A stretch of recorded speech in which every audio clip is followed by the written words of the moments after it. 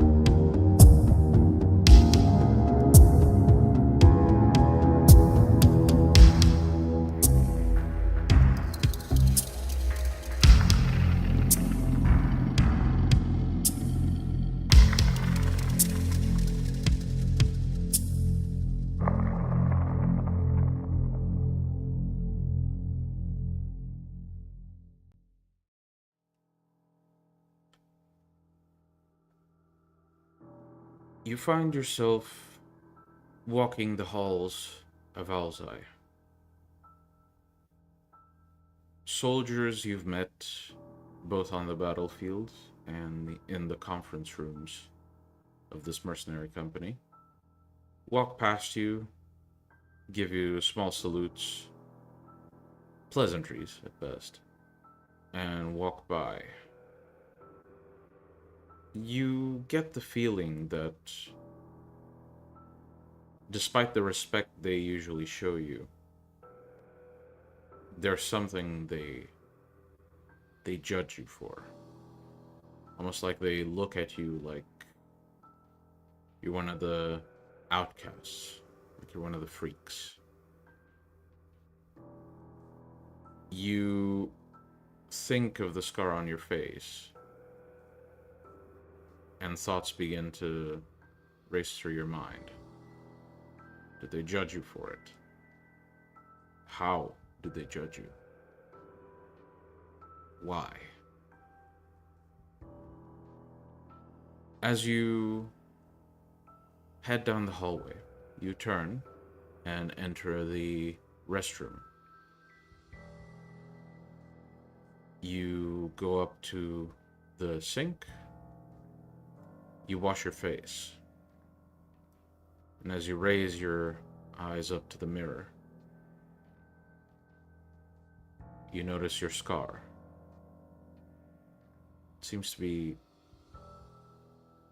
peeling off, almost. Fuck. I'll touch to see if it's what's going on. As you gently brush your fingers against some of the peeling skin, some of it pulls back almost attaching itself to your fingers. And you see your skin underneath looks different somehow. It doesn't hurt to peel it back.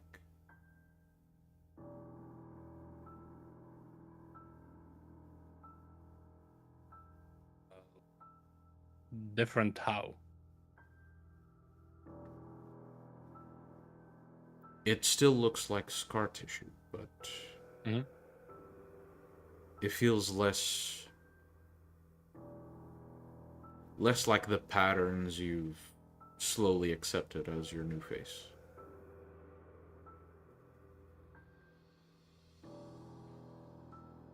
I like brush more of it off. Mm-hmm. You brush a bit more of it, and then a bit more. And then, almost as if involuntarily, you begin to just scratch that skin off. And this layer of scar tissue falls off, and eventually you begin to peel off healthy skin. You begin to pull off more and more to reveal the face of a monster. That thing you shot. You have its face now. As you watch this in horror, almost involuntarily screaming out of fear, you jolt awake in the bunk bed within the barracks of Alzai.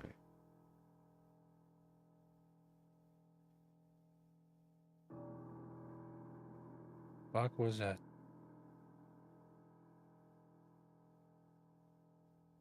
Is anyone around here? Well, you look around. Same situation as yesterday. They seem to be packing up to end the day. Just as you're about to get up, though, and repeat the rounds, you hear a knock at the door as one of, well, the worker you saw in the infirmary last time. Mm-hmm. He peeks in and says, "Oh, good, you're up. Boss wants to see you. Apparently there is some sort of update you should be given. You sure I can't? I can convince you to take the dosage this time?" Nah, I don't think so. All right. Well, just head to the conference room up top, your own office. We'll catch up there, I guess. Have a good night. Hey. Night. You noticed as he spoke, he was far healthier than he should have been for someone who took that much of a beating.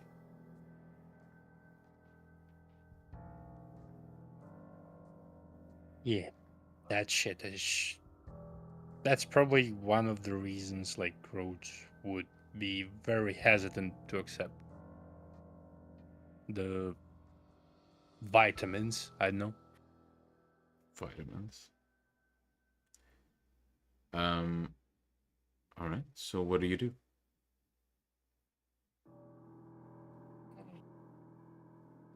It's not like I have much of my stuff over here. Not really. It's not like you have a lot of stuff in the first place, but definitely you don't have enough here to do much. Yep. So,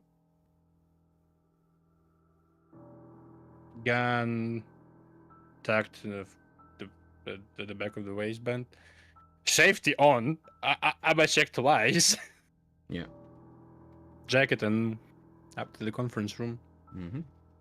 And as you leave, we cut to the laboratory, where for the third day in a row, without sleep, Margot is working on her projects. How do I feel? Not tired at all, surprisingly. You feel Neat. focused. You feel energized. I mean, Amazing. you do feel some of the wariness of spending so much energy, but you don't feel that exhaustion that you should feel at this point. Nice, but still, like, probably after today, she's like, I will need to go to sleep. Yeah, Because, like, the brain is not flushing all the stuff. Like, yeah. are there, like, any vision artifacts or, like, shadows in the corners? Because, like, the brain isn't flushing after all everything, so, like, there should be, like, some. Curiously enough, as much as you check, you don't seem to find any, but you can roll me, let's say, wits and alertness. See if you can spot any signs that Mm-hmm. might indicate exhaustion, mental exhaustion. What I realized, I never put specialties in my certain things. It's okay. Too late now. I know. Well, that's 5. Mm-hmm. 3 successes. So you do notice that when you need to do some calculations on paper, it takes you a bit longer to do the math in your head. A bit longer than usual. Not much, but it's starting to show. That said, artifacts of mental exhaustion, things that could be more serious than just feeling a bit tired, not really. You don't find Well, anything she'd like like that. expect there to be like. It's probably not her first time that like sleeping up so like staying up so long. Like normally she'd expect to see at this point. You'd A expect to bit see like, more than this. yeah, you should expect to like for everything to be a bit brighter in a way. Uh, and like slight like as if like there's like slight patterns in the air. Yeah, but seems those patterns, those warning signs, they're not present. Hmm. Is there like any? Well, no, she wouldn't be able to measure it herself actually, because like to measure whether like there's like some of that fluids with toxins in her brain, she'd need. She actually wouldn't really even know where to start with that or how it's done. So maybe Tata will know. Maybe. As you're doing these, going through these uh, thoughts and essentially planning out checkups to keep yourself in check, um, you hear the door to the lab open automatically, and the same man you saw pummeled yesterday knocks on the side of the wall, looking at you. Busy? Oh no. Boss wants to see you upstairs in the Okay. office. You got some updates. Got it. Do you I see him. want your What? dosage? Margot steps to him and looks at him close up. Oh, Hmm. very healed. I mean, yeah, that's what this little stimulant is for. You don't fight those things unless you know, are prepared for it. What's he targeting you? No idea. Still digging into it. But boss seems to have some updates for you, and it's your job after all, so... Okay. By the way, we had a little argument with Statham that night when we saw you. Yeah. He was the idea that you were spying on us. And I told him, if you were spying on us, you wouldn't be walking so openly across the street looking at us. I mean, exactly. It's like... Plus, why would I spy on you? Do you live in the area or something? Well, live close to that area. Yes, that's what I told him, that, like, maybe the guy was just walking home and saw us. If he was spying on us, why would he, like, look at us and walk across the street in the same clothes he just wore today? I mean, yeah. It kind of doesn't make much sense, does it? No, My it guess doesn't, is... no, it doesn't. My guess is... You know... Tatum had his reasons. Yeah, probably. Anyway, give me the dosage. Yep. I've been up for 3 days, but I really probably should get some sleep. I mean, we don't really know whether it, like, actually flushes all the toxins through your brain, does it? Well, after the third dosage, and he says this as he is opening the little box. After the third dosage, you should be able to stay almost a week up. It's not recommended. Your body does pay the cost later. I mean, yeah. You can if need be. This compound has been developed specifically so you can perform in high intensity situations. Just keep in mind that if you don't take it once a month now, you might experience quite a bit of exhaustion and few withdrawal symptoms. Nothing serious, but, you know, something to keep in mind. And he hands you the vial. Mm-hmm. Margot, like, takes a drink. Mm-hmm. Do you drink the whole thing? Yeah. This time I drink the whole thing, and her mindset is basically like, I can take, like... Right now we've been, like, chatting, right? So it would be weird to be silent afterwards. So she'll drink the whole thing, but next month she'll just, like, have a little less, and, like, when it's whatever brought to her, she'll be just, like, really busy or something. Yeah. Okay. Well, as you finish drinking, he asks for the vial back. Mm-hmm. Yeah. You hand it over. He corks it shut, puts it in the box, closes it, and says, "All right. So that'll be it. Just show up in the office when possible. Same floor as usual. Okay. And ready up some updates about the mission." Okay. Margot, would you kindly roll me perception empathy, please? Mm-hmm.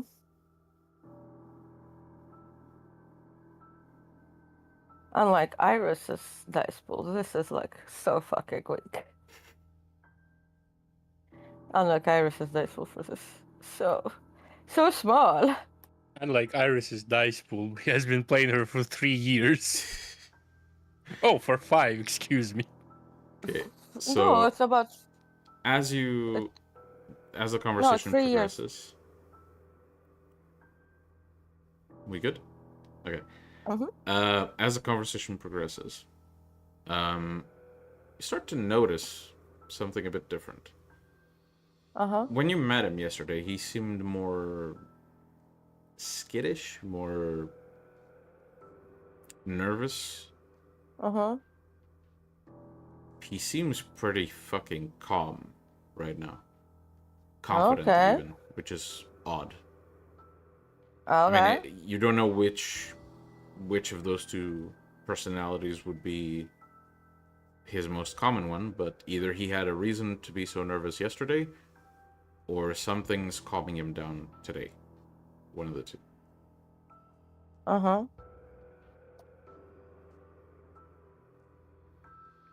Okay.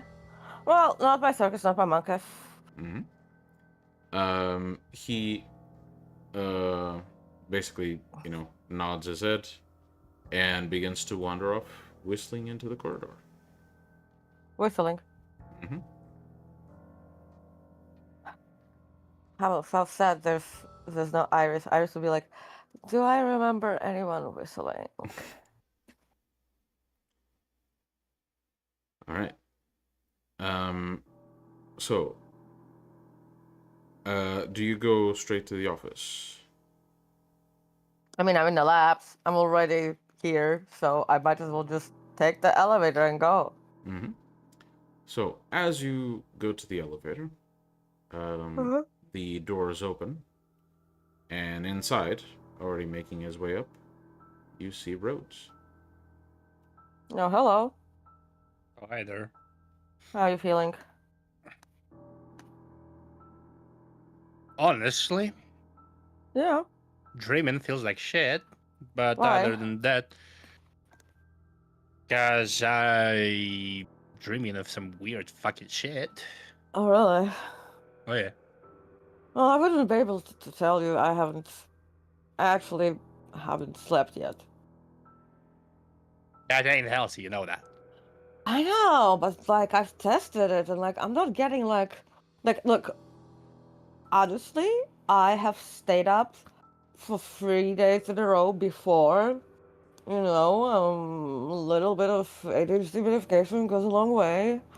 But at this point I should be seeing, like some visual artifacts and so on. But there's none at all. So obviously, like I'm in no way medically knowledgeable enough to even know how to test, like, like how much toxins the brain is accumulating, because, when we sleep, it flushes those out. So I'm still gonna go to sleep after tonight. Do I see like a piece of paper somewhere nearby, like A4? I mean, in the elevator, no, but you probably have a notebook or something. Yeah, I'll just like rip a sliver, about yay big, and like just extend your hand like that and catch as fast as you can, I catch? Okay, so like that. you let go, and Margot not only catches it, she catches it faster than you'd expect for even someone who's fully awake. Mm-hmm. You sure them vials are healthy?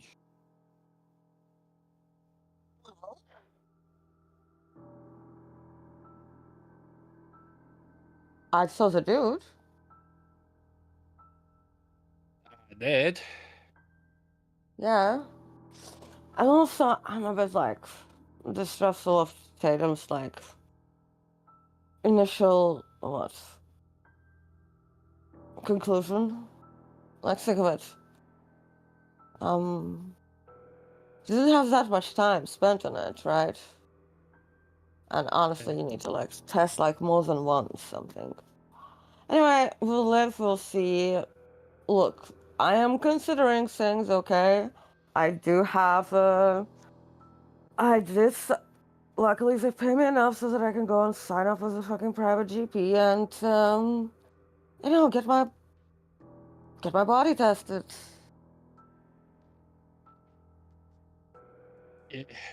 I suppose.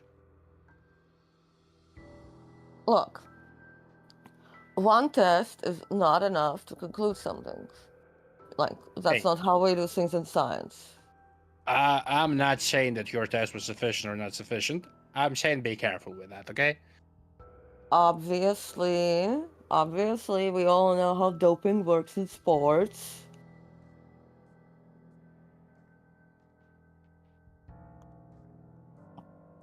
Yeah. Well, either way, I took my third dose or so, no. The pattern is a bit weird, ain't that? Huh? The pattern is a bit weird.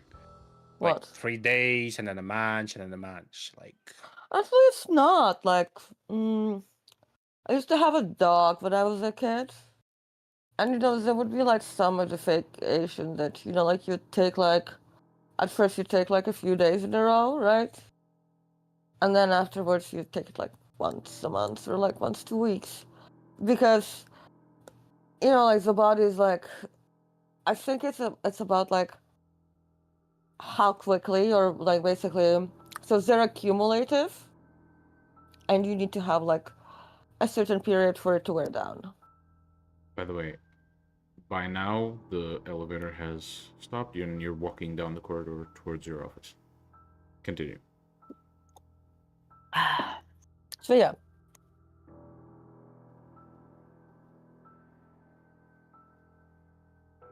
You're careful. You're careful. I ain't your mom. No, you're not. Also, you don't have like scientific like That's why I ain't arguing with like your scientific approach. I'm just being concerned. Why are you so fucking concerned about stuff? You buy shit in the supermarkets every day, and half of that shit, I will tell you. In half of that shit, there are chemicals that should not be there, and long-term consumption will actually kill you or cause cancer. Do you look up? I'll procure my own meat. If you No, worried about but that. like, yeah, but you buy things from the shop, right? Yeah. You buy food from the shop. Yeah. Yeah, Nah, so it makes me not sleep for 3 days. look, there are more normal things that can make you not sleep for 3 days. Not as efficiently as this one. And you still sleep for like 16 hours after that, but not the point. Like technically, like human circadian rhythm, you can adjust it so that you can stay up for like, like a longer period, and then you just sleep for a longer period. Like the experiments have been done. The experiments have been done, and like without anything. What I'm saying, honestly, I once went on a hyper focus of like watching what I eat, and I was basically, like checking all the shit that I bought from shops. Let's just say after that I've adapted the things I buy. Because half of the stuff I originally bought, which looked plenty innocent, and like regularly, half of the stuff had like cancerogenic, like, well, things that could be linked to, things that are linked to causing cancer, or like other like health concerns. So, there are actual things that people around you and me outside eat every day that will kill them eventually. And they're marketed, and some of them are marketed as healthy, so Yeah. I suppose you're invited to the next deer hunt. And let's go. as you say this, you reach the door to your office. Weren't we going to the boss? Conference room. Yep. Yeah, we enter. Yep. You push the door open, and inside, looking out the window while fidgeting with essentially this small, like a small ring of beads he has on his, like, tied to his waist, is Kian, who seems very lost in thought. By the way, what is Kian's surname? Because I know damn well Margot would not be calling him by first name. He has never Yeah. given you his surname. It's not public knowledge, not even in records. He just goes by Kian. Good night, Mr. Kian. Oh. Welcome. He wanted to key us. Well, yes, I need updates on your mission, and I also have some information for you. Well, we've made some plans for the for that thing in Hollywood, for that underground cavern, whatever it is. We have a pretty good plan, so Jack here, with Rhodes here, will take. That's The a fuck sure did you way say? to make us killed. And Jack's like, the fuck did you mean by that? I'm in the shadow, shut the fuck up. No. Rose just starts sweating blood, and I was like, "Ah, fuck!" You gave it up. Okay.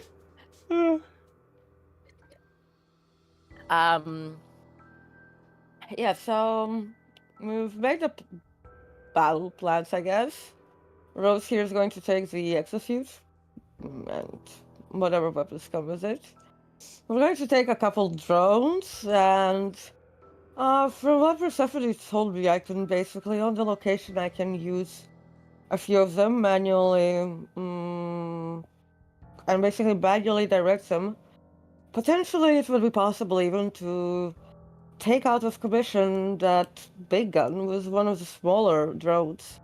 I'm sure it wouldn't know what hit it. Good. Are you able to do it as a two-man team? What do you mean, two-man team? Are you able to do it as a two-man team? I mean, originally we were planning. I mean, originally Tatum didn't have any specific. Well, no. He had to watch our backs, obviously. But he didn't have like any specific combat roles for this. But did something happen? Tatum hasn't checked in for the past 24 hours.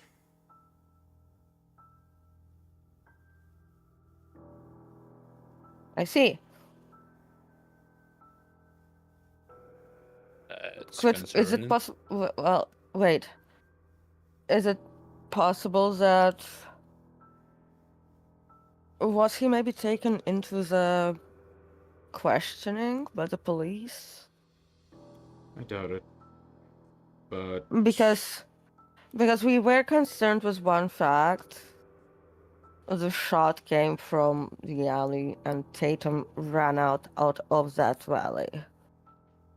And he did say there was somebody watching him in the police station, really intently. I'm sure it's not the police that has him. Do you think it's a monster? I have some people out looking for him. Could that thing taken him? Potentially. But before we figure that out, let's focus on the present. This opportunity is way too big for us to simply throw it away just because one of our members is missing. So, I mean, it would be good if there would be like somebody to watch our backs.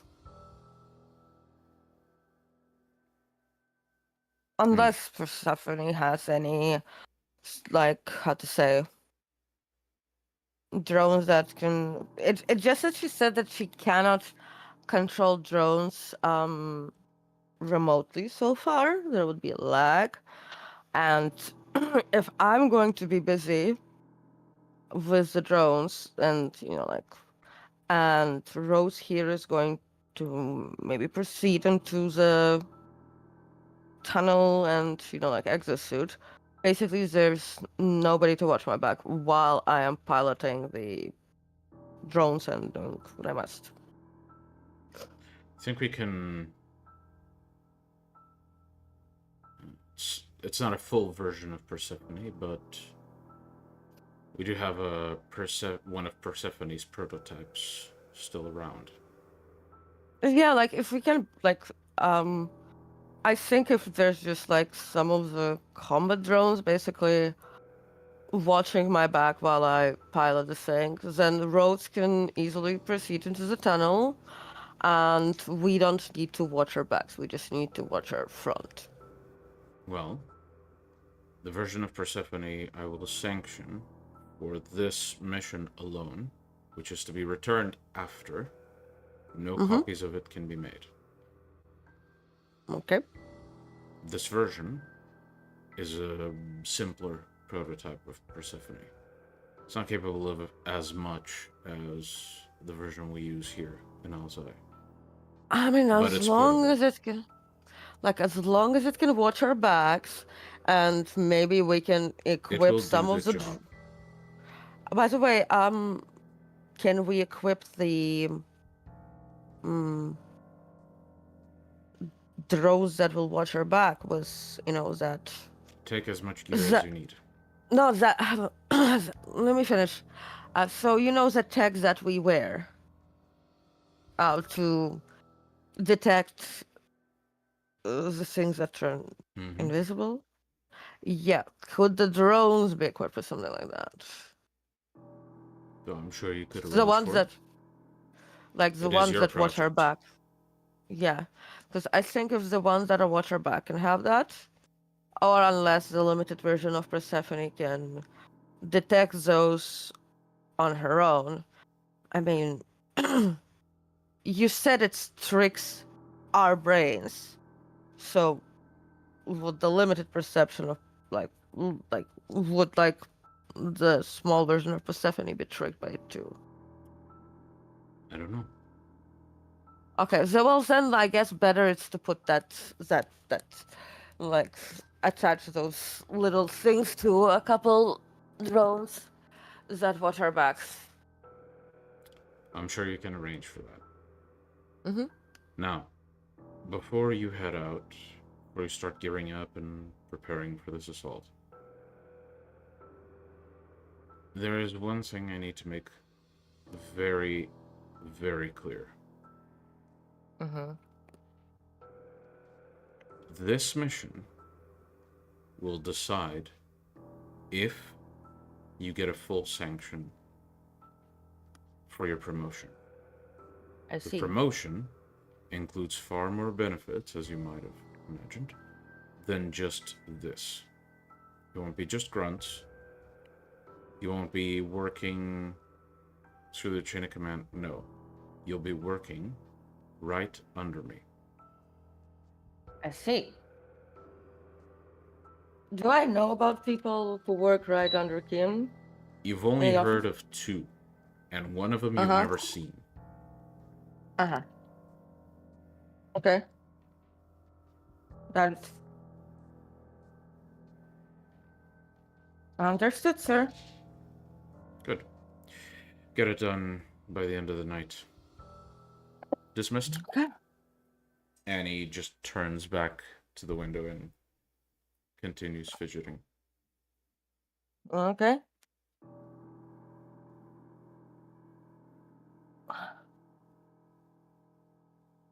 He's in our office, huh? Or is this the conference room after all? I misspoke. It is the conference room. Okay.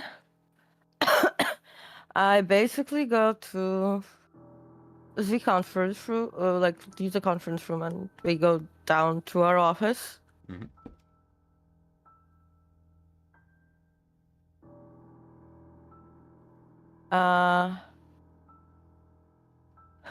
Tony, why? I'm sorry.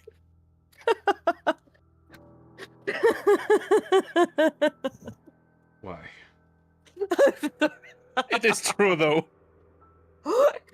Miguel says We it's are not true. not discussing that on stream. Proceed, please.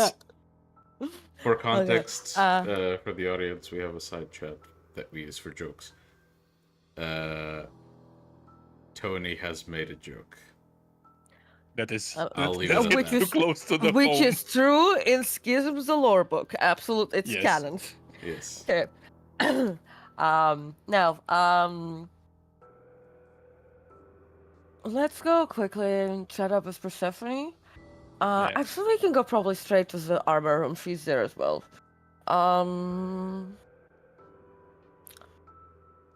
I'll make sure we have some backups and all that. Okay.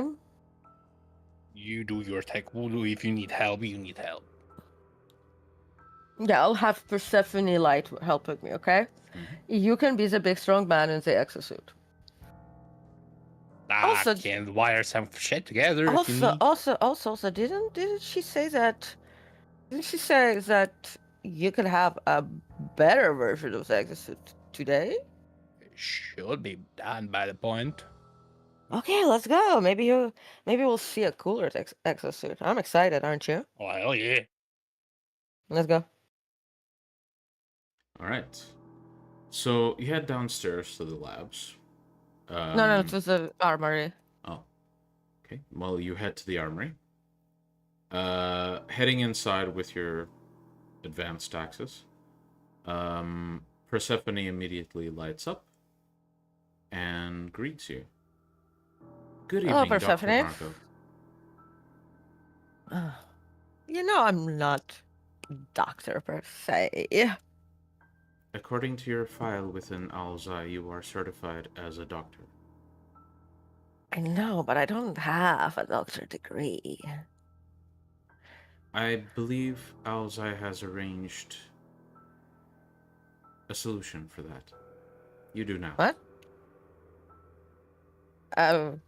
That's illegal. Legality is reserved for the public. Oh, okay. I'll. Okay, listen. So you said there's like a light version of you that I can have in the drones that are going to be basically watching our back. I see. Like a prototype. Because we're down one member, so as we were going to be progressing, there's going to be nobody watching our back.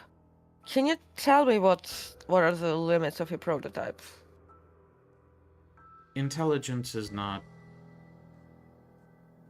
quite as advanced within this prototype as it is within my own software. Furthermore, that version of myself may need context added to things and may need a slight bit of human guidance from time to time. However, she should be fully capable of using a specific machine she's been tasked to use, so long as she's fully aware of all of the machine's abilities. I can handle that for you. Okay, so basically, oh, also we had a question. You were speaking about the next version of the exosuit. Is it already ready? The rotating, the rotating hanger basically just comes out of the wall. It begins cycling through the gear they're in, and eventually, one suit comes up, and it looks far more skeletal than the previous version. Like it looks very, very bare bones. So much so that it isn't even full metal pieces. It's just a bunch of wires, almost.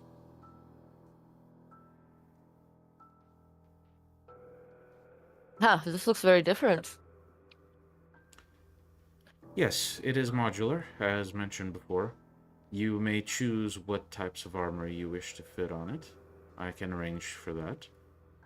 The advantage of this exosuit is it can be fit to practically anyone so long as it is fitted within this armory. Okay, how about you can guide Rose through it? So, well, actually, first thing first.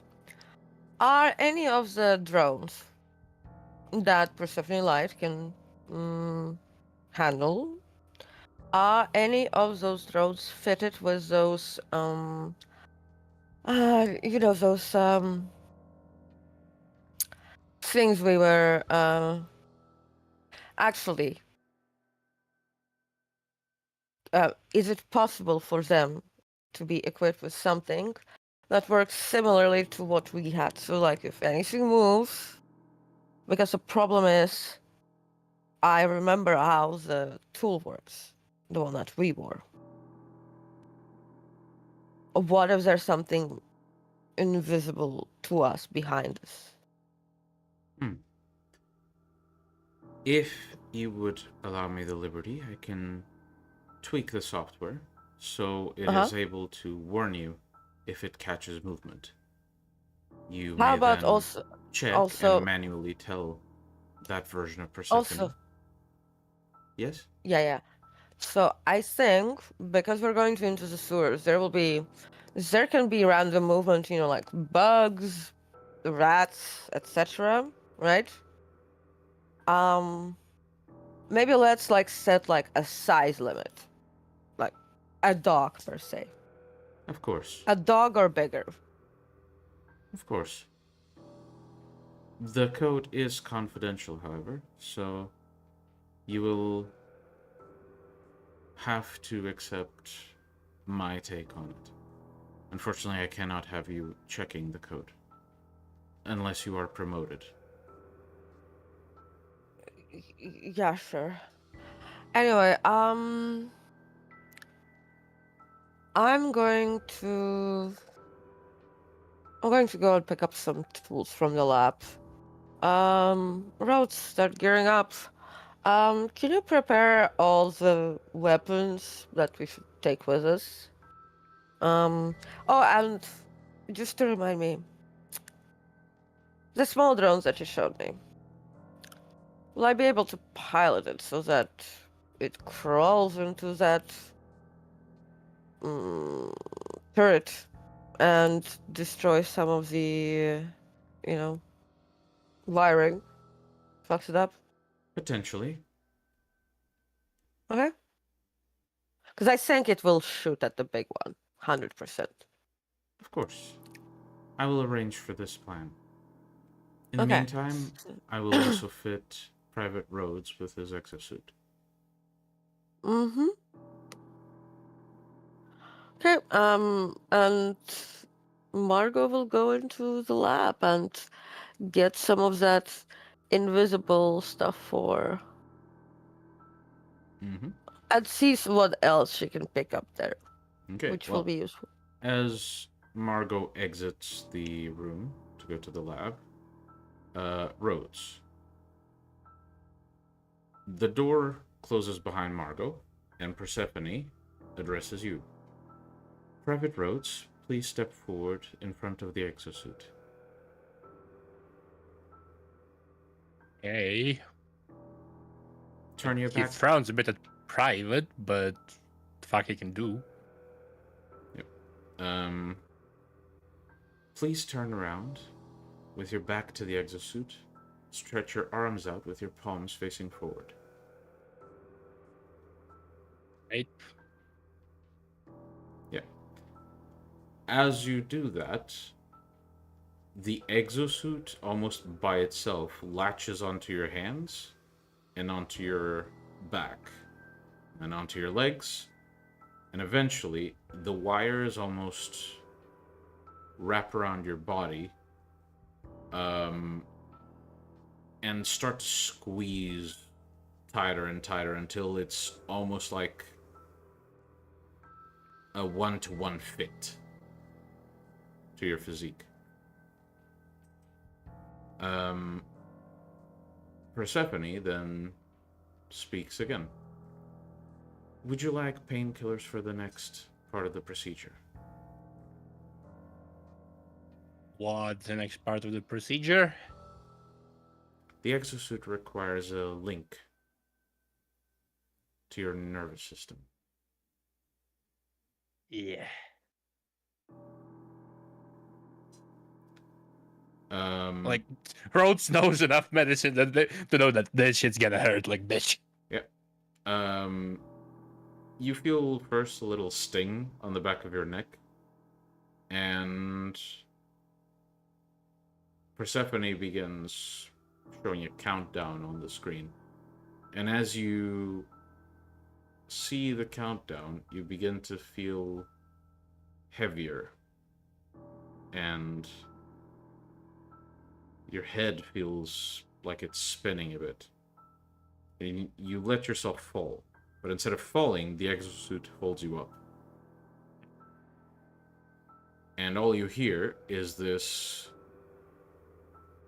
very, almost like a dentist's drill, just ring out through your skull.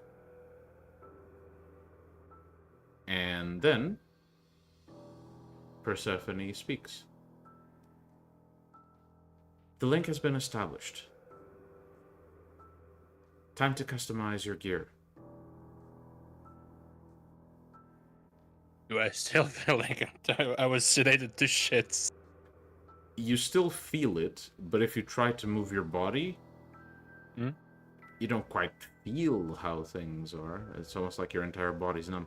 But it's moving effortlessly. The exosuit's doing most of the work for you, it seems. Yeah, but brain function required It'll to pass. speak as it was. It'll pass. Yeah. What was the caliber of that gun? What caliber would you prefer? Doesn't mean in Hollywood. Repeat, please. In the cave, you said there was a gun. Yes. Do we know the caliber, like 50 cal? We are not aware. However, the caliber must be small enough for the speed it's shooting at, given the recoil it would be suffering otherwise.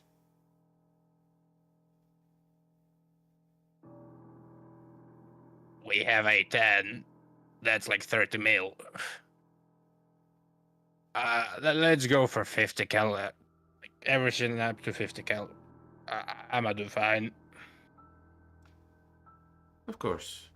The rail rotates, and eventually a number of weapons appear. Most of them seem to have some modifications, like you don't particularly see like a usable trigger on the weapon. It seems like it's fitted directly onto the suit. Some of them almost look like these modified 50 cal rifles that are supposed to, like, pierce tanks. Others look more... No, they look more like they are supposed to shoot semi-automatically. But those have much shorter barrels. Seems like they're essentially... They have a lot more weight at the back. And roll me int and firearms. Yeah, but right up.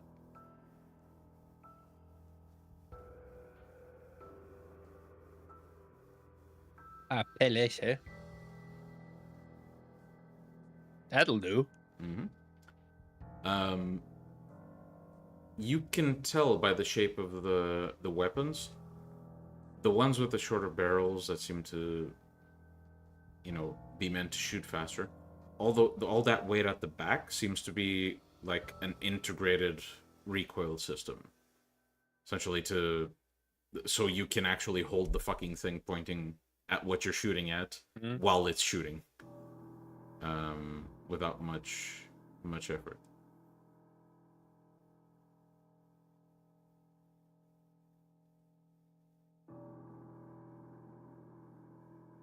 I'll be honest, I'll just take whatever looks like a good choice, considering it's a fucking 50 cal. That shit breaks spines sometimes. And yeah, maybe if there's a sidearm,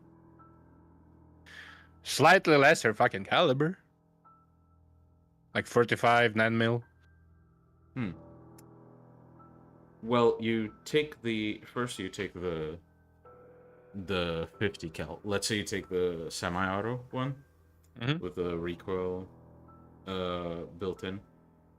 As you reach out to pick it up, It's almost like the exosuit forces your hand to move in a specific way, and the gun almost clips onto the exosuit automatically.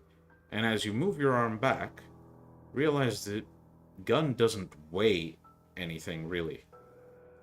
I mean, it you feel a bit of weight, but not nearly as I feel much like as it should. I feel like physically when I'm moving it, like it has weight. Yes, like you Yeah. feel the momentum, like that it Mhm. takes effort to like change the direction, but you don't feel like you're the one lifting the weight particularly. Um, and that's when you realize just how much work the suit is putting in. And so, for the duration of this session where you are wearing the suit, you essentially function as having 5 extra dots in strength. I can't get more than that.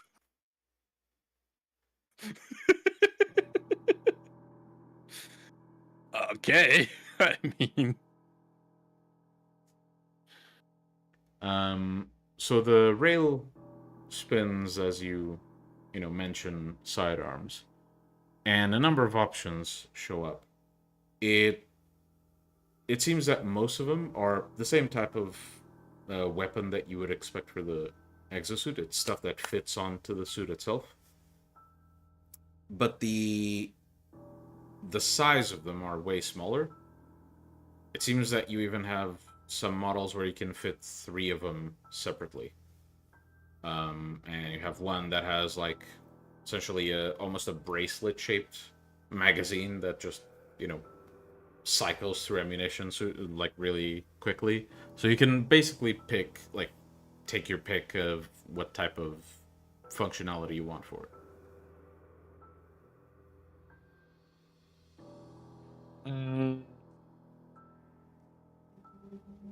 yeah, something versatile and like that can be changed in a like without compromise and stuff.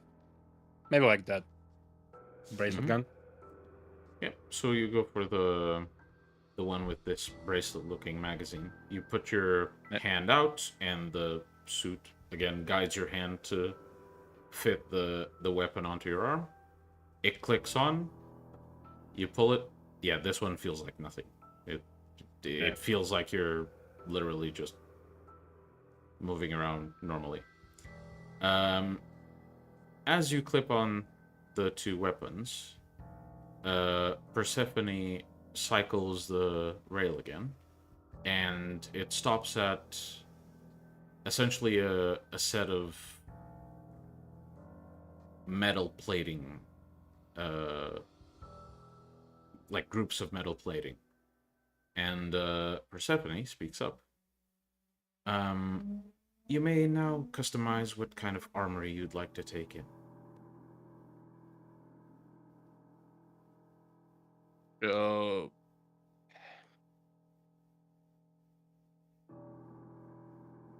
We are probably not taking on anything bigger than 50 cal, right?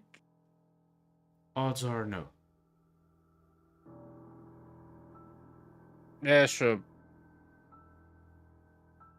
I don't know. Like, let's go up to 50 cal. Like, so I can survive that. Over that, that's fucking jets, to be honest. Given the environment, may I suggest a light variant of the Mark III? And one of the sets lights up. It looks, from what you can see, it looks basically like a smaller version of what you see bomb disposal units wear. Yeah.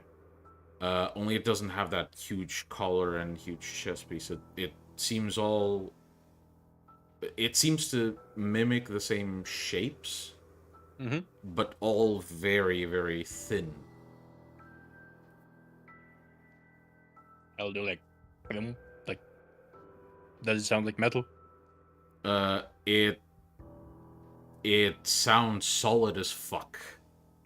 Like metal, you don't know.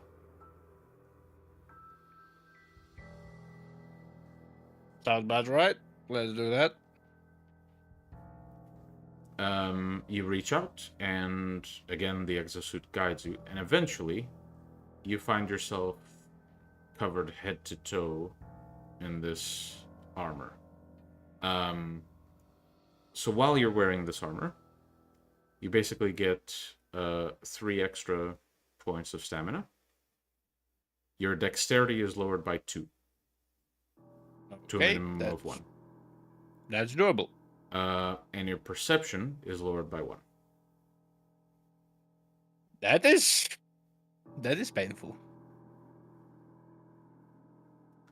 And yeah, you test out the movements. It seems like it feels smoother than you expected it to feel. You genuinely feel like a walking tank, but at the same time you feel like you can run, you can jump, you can still do things.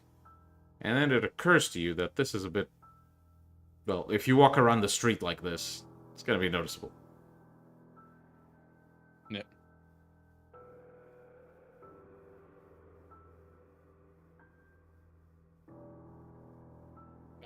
I guess kind doctor have to drive.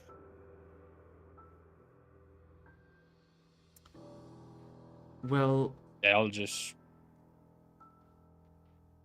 Yeah. well, an Owl's Eye vehicle will be provided.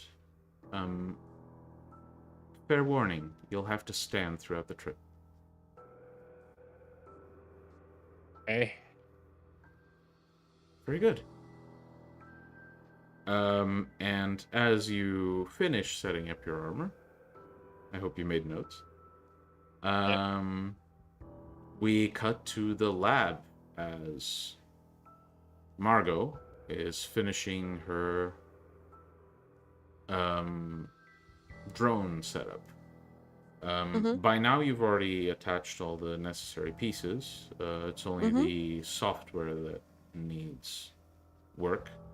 And you hear sort of a ding sound, and Persephone speaks up. Dr. Margot, if I may, the portable Persephone prototype is ready. Okay. Is she in the drones? A small light on one of the tables of the lab shines up, like very, very smoothly. Not like it just blinks on, but it just slowly gains brightness, and it lights up a small, like, external drive, but yay big. Okay. And it has essentially a custom small, like a small, what do you call them? Like a Antenna? connector. Like a small connector. It's not like, it's not one that's commercially available. Like, it's not Type-C or USB or anything like that. It's like custom for Owl's Eye, and Persephone instructs you to plug it into the drone. Okay. Margot takes it. Have a look at it. Is there like a marker how big this drive is? Like what the memory on it is? Yeah. No, it is literally just a black box. I say, well, then I'll just put it on. You slot it in. It connects, like it slides into this compartment on the back of the drone. It clicks in, and the red light that indicates the drone is active begins to blink. Seems to be doing something, and after a few moments, the light stops blinking and just turns on and stays on. And Persephone speaks up. It seems the prototype has finished familiarizing itself with the device. Mm-hmm. I have already given it the custom commands. You may Mm-hmm. take the device with you. Okay. Any other devices you suggest for us to take? Private Rhodes has already selected his combat Yeah. gear. I would suggest taking an array of surveillance gear. Well, yeah. Anyway, we'll light up whatever I need to take. Mm-hmm. Three, essentially 3 areas in the lab light up. One of them contains essentially a box about this big, filled with a bunch of those very, very small surveillance drones. Mm-hmm. One of them has, it has a little, metal attachment to it. Seems to have been done very on the spot. And Persephone informs you that that is the modified surveillance drone that you asked for. It is able to discharge, to essentially deliver a huge electrical discharge. It is immediately destroyed when it does that, though. Okay. So you basically can do this once. Mm-hmm. That's the first area that's lit up. The second one has a number of essentially gear that you fit onto yourself. As you examine it, you can tell it's mostly like field repair kits.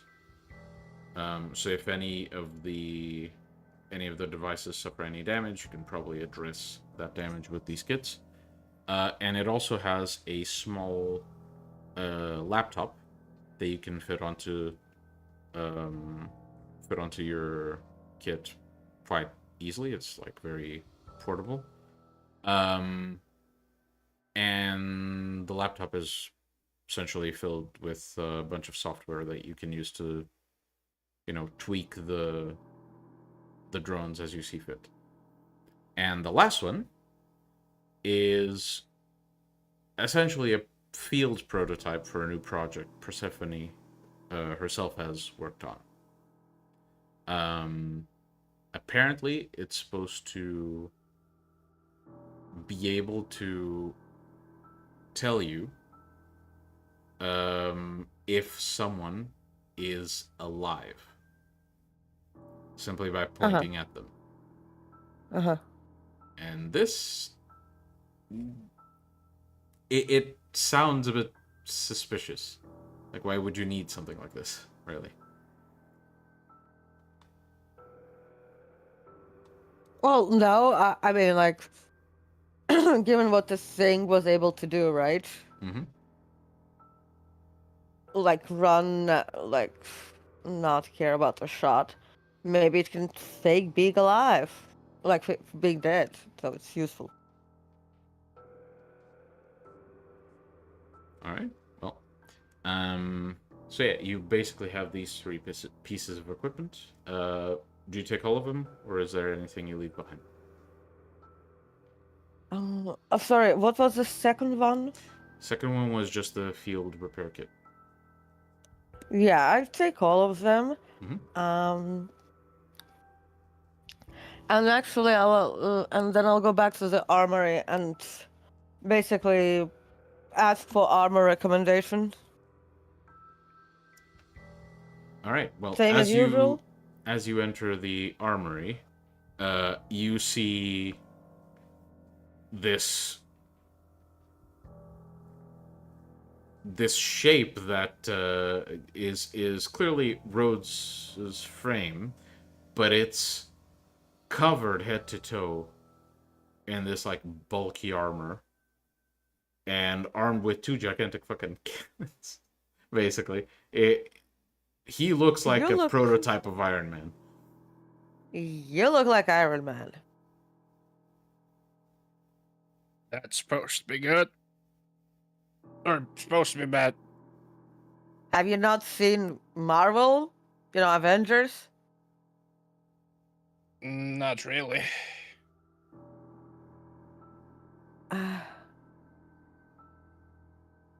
Okay, look. Have you seen Alien That I have. movie? Okay, you look like you look like Sigourney Weaver when she's like wearing the exosuit and about to kick some alien ass. Bruh. Only less hot, because that was Sigourney Weaver.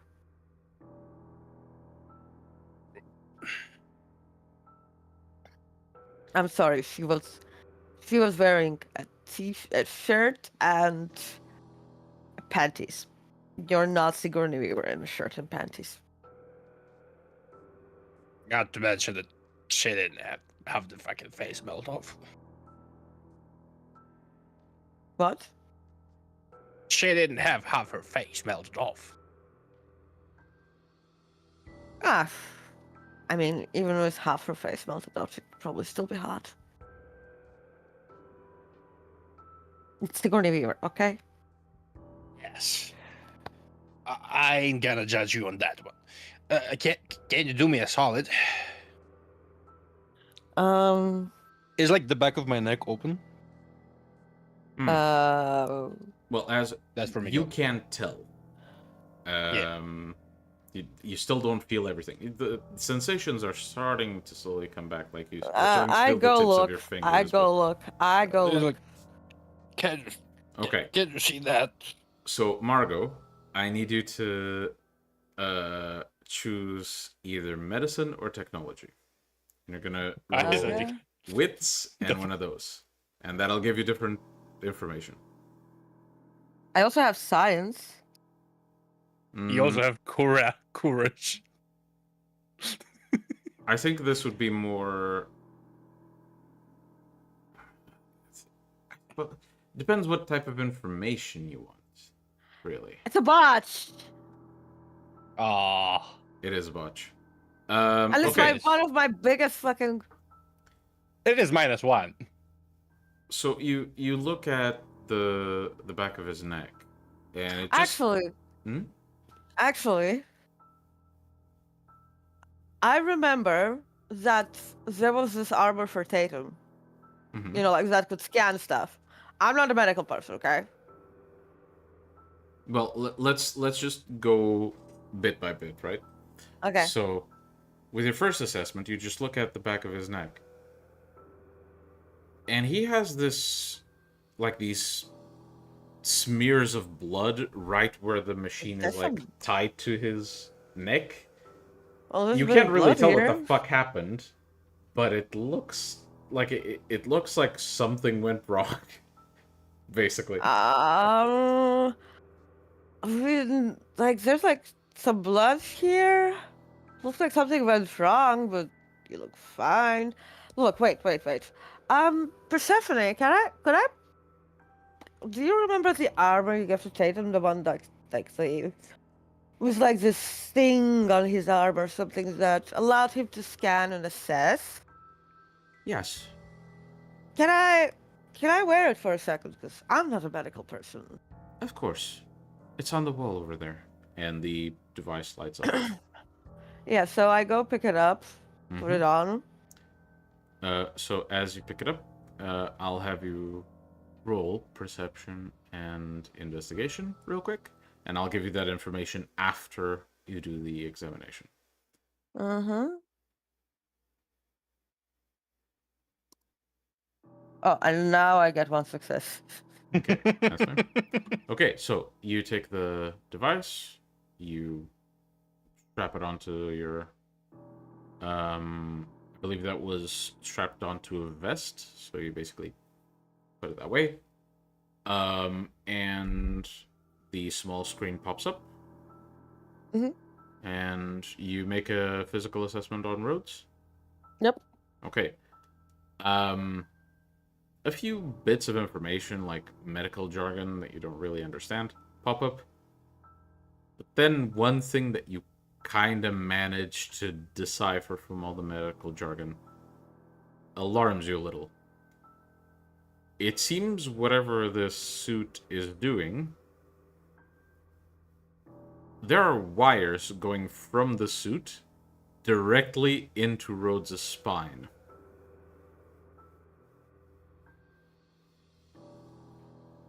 Persephone, like I also like ask about like the previous medical jargon, words that I don't understand.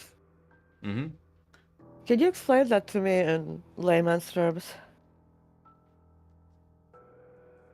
To put it in simpler terms, Private Roads has been fitted with a neuralink to the armor. Uh-huh.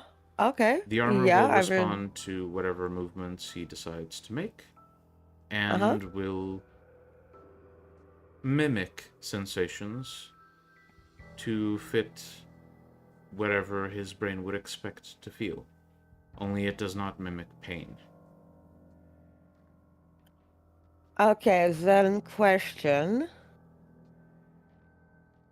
Suppose some of those wires on his leg get damaged, what then? Depending on the damage, the suit will make an assessment, and if it deems necessary, it will disconnect and allow Private Roads to simply walk away unharmed. Okay, got it. Okay, because I was worried there for a second. But also, does that mean that if there's a strike on the area, you said the suit will disconnect, right? Yes. Are the wires also on the spine are gonna disconnect, or just the suit? Repeat the question, please.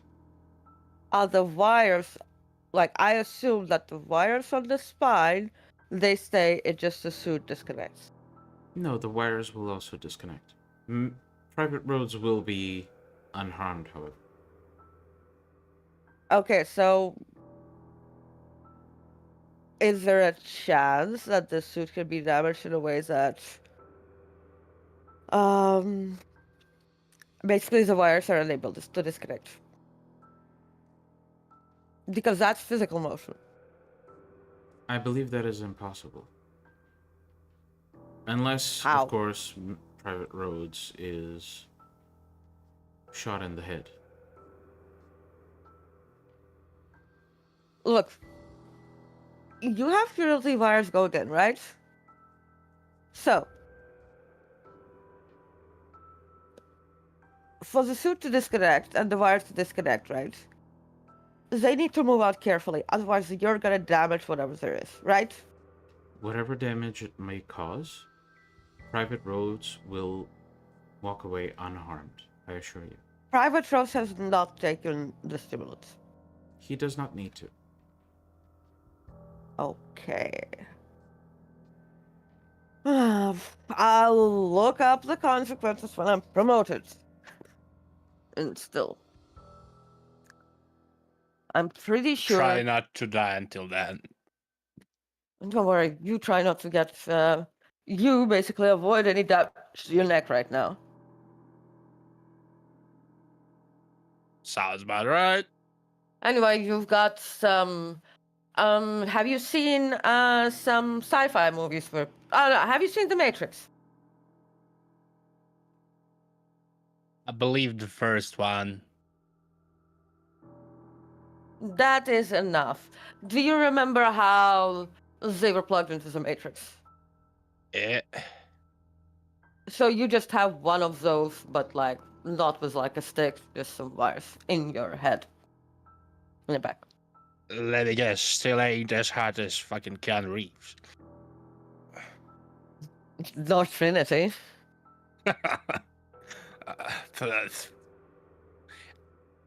Ain't shit I can do. I'm sorry.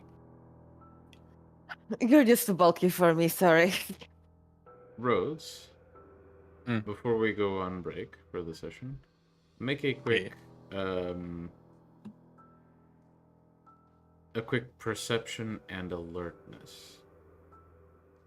That is a really bad roll right now. Still nailed it. Hey, let's fucking go.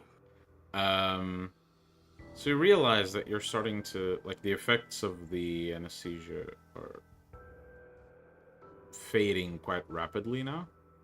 Uh-huh. And you feel oddly energized. They fucking stick. They fucking stab me with that shit. God You damn. didn't say yes to drinking, so they had to inject you. Shit. Technically, anytime you go to checkups, on a checkup or medical stuff, you can get injected. True. It's like, You oh did no, drink you the got water, harmed. and you ate the food in the cafeteria, and you drank the coffee. I know. So, yeah. So, as you get ready to go, and you descend into the garage to go to the van, we will take a short break. We'll be back in about 15 minutes. And the final raid on the Nazi place. Nazi Nazi spots place. under Hollywood will commence. Like, subscribe, motherfuckers. This man took a cable to his spine for you. Yes. Anyway, we'll be back in 15 minutes. Cheers. See ya.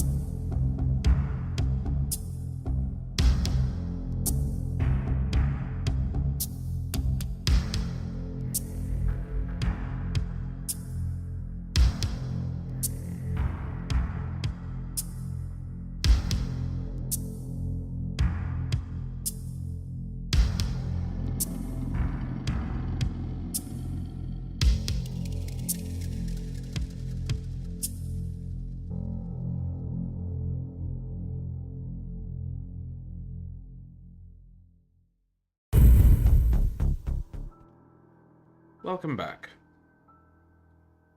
We join Margot and Rhodes.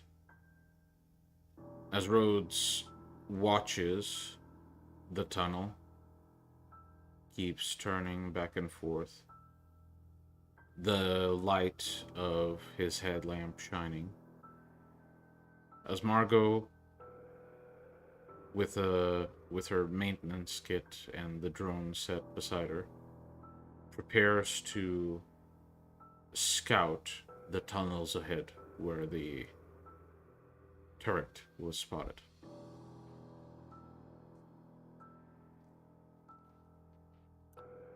I'd also set up the surveillance drone to basically watch the bag, and I would have made sure that Rhodes also has, like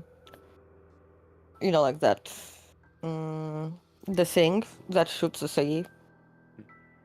Yeah, the Spectre. Mm-hmm. Yeah. So. Okay, I'm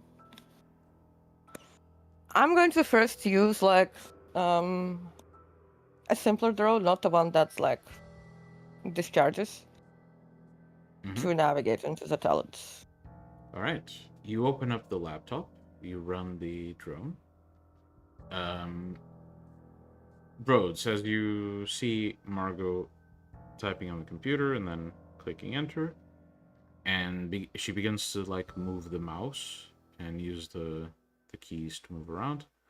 You see the open box filled with small drones. One of them begins to sort of float up with these really mechanical buzzes around it, and it flies off into the darkness of the tunnel. Margot, as you move through the dark tunnels, you turn into this offshoot of the tunnel with much, much older construction. As you move forward, you recognize most of the area from the footage you saw before. And eventually, as you progress with this small drone, you see a small glint.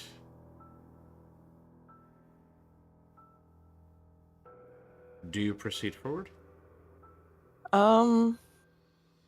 I'm gonna keep the drone close to the walls and then... As you move slowly forward, trying to keep close to the wall, I need you to roll me a Dex and Technology.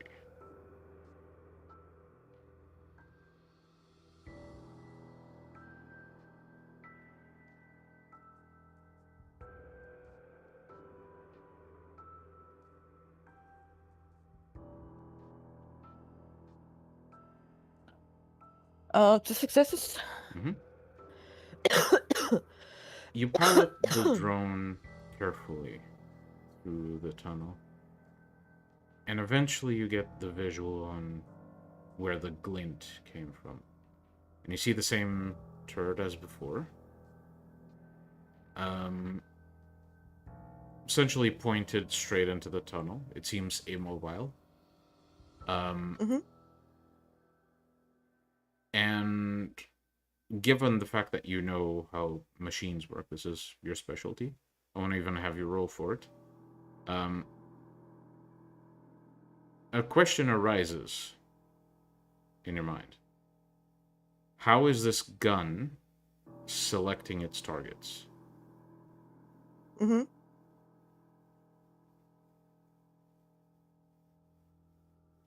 Because you don't see any cameras on the gun, so it must be something. Yeah, so I'm gonna leave that drone hovering exactly where it is right now. And I'm gonna use it as a drone to basically go in. Okay.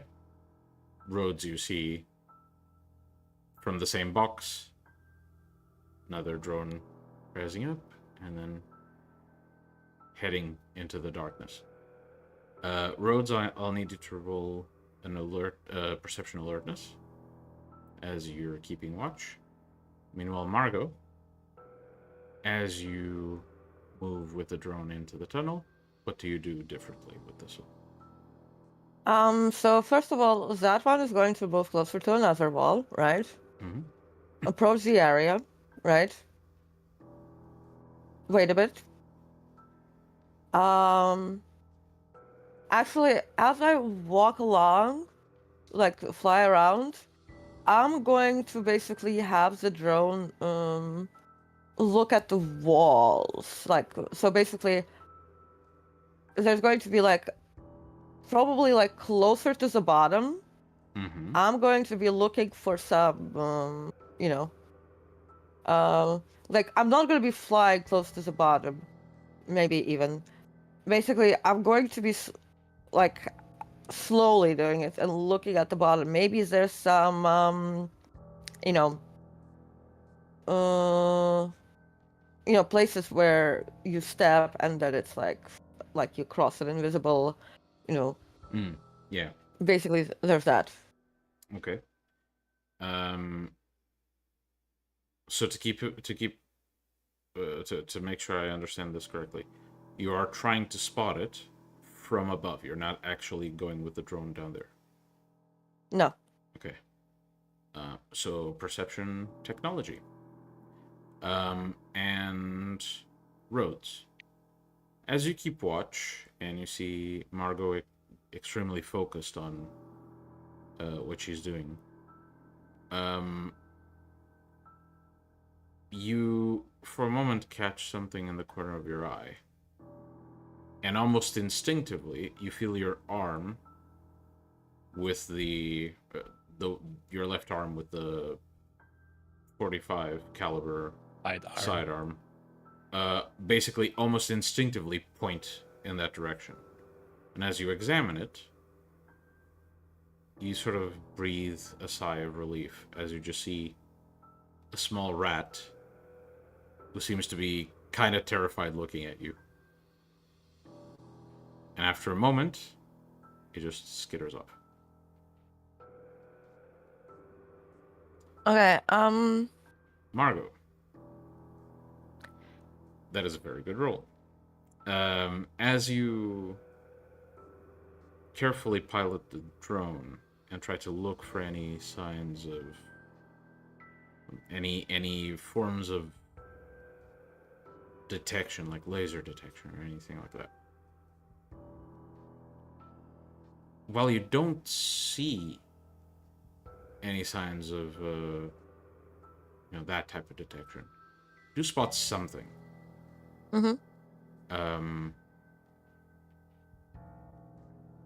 These are the sewers, right? So a lot of stuff there's a lot of living stuff here, and the air is quite damp. It's not necessarily warm, but it's kind of musky and very like it's not a pleasant temperature. It feels humid and it feels slightly because it's summer, it's slightly warmer than you'd expect.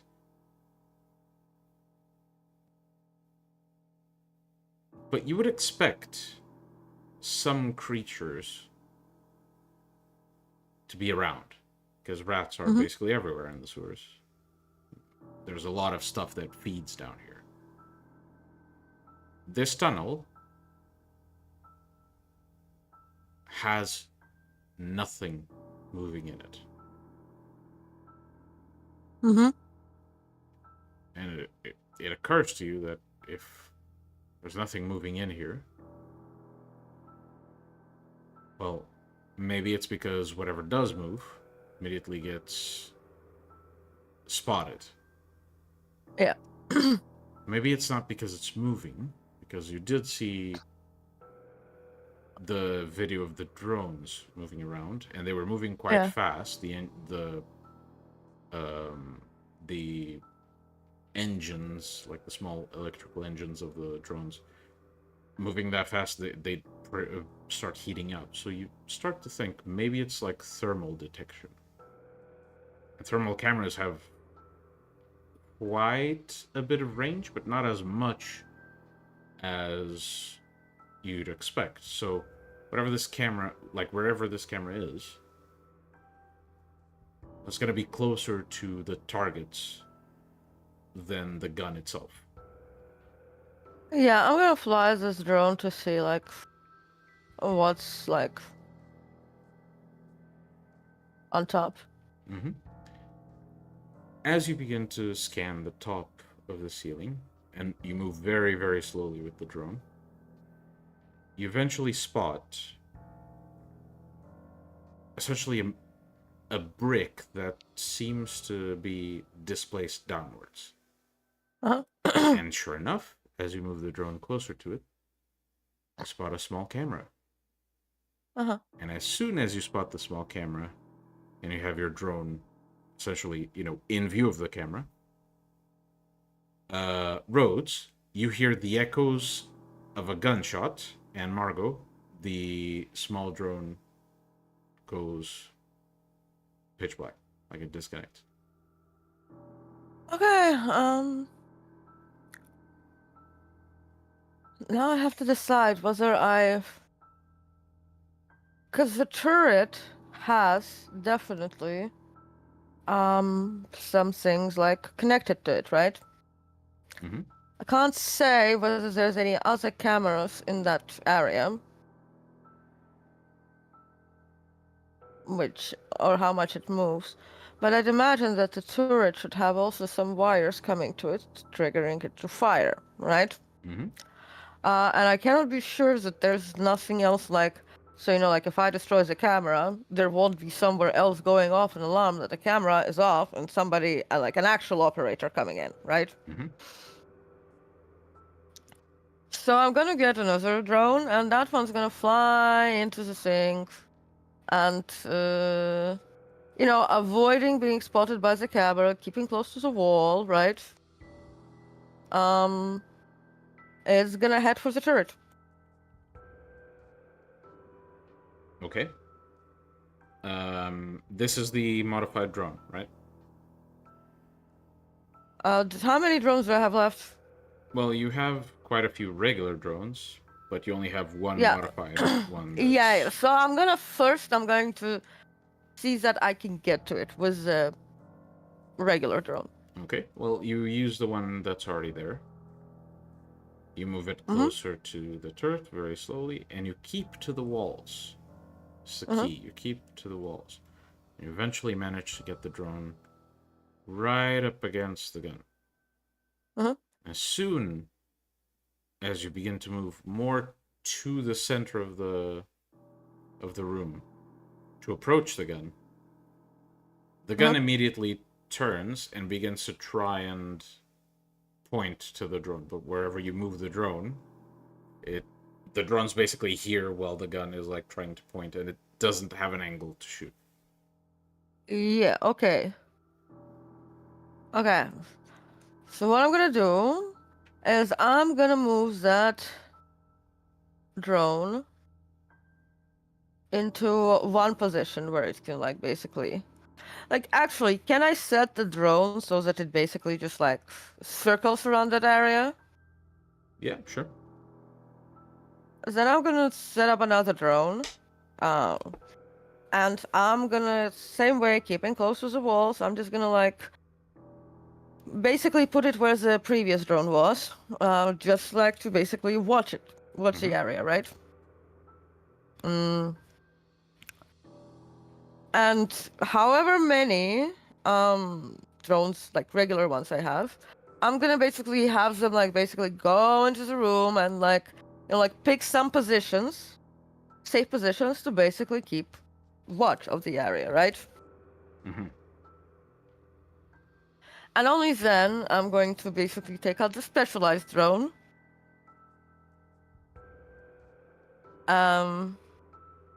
Move it first to the entrance, leave it there in a safe place.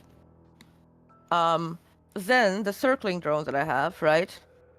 Just to double check everything, I'm gonna start moving it closer to the gun, not touching it and so on, just in case there's any I don't know, EMPs, whatever the fuck else.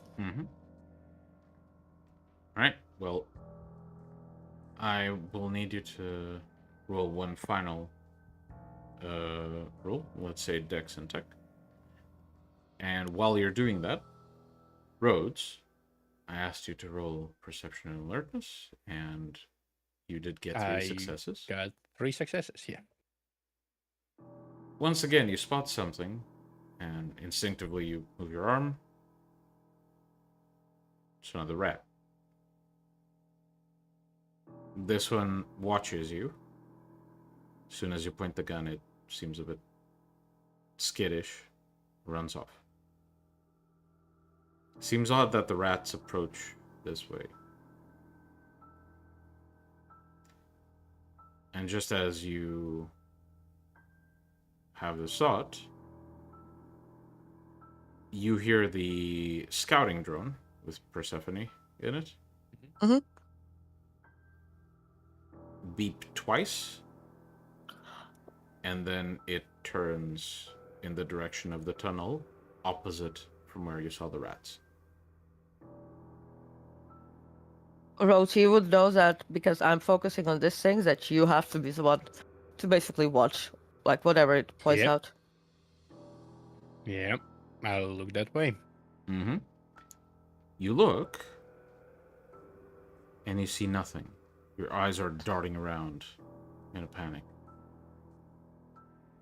And as you scan the room trying to see something, the Persephone drone makes a dry puff sound, as if it's shooting almost an air gun. And you hear the projectile hit something. And the sound is almost like someone regaining their balance and starting to sprint down the tunnel.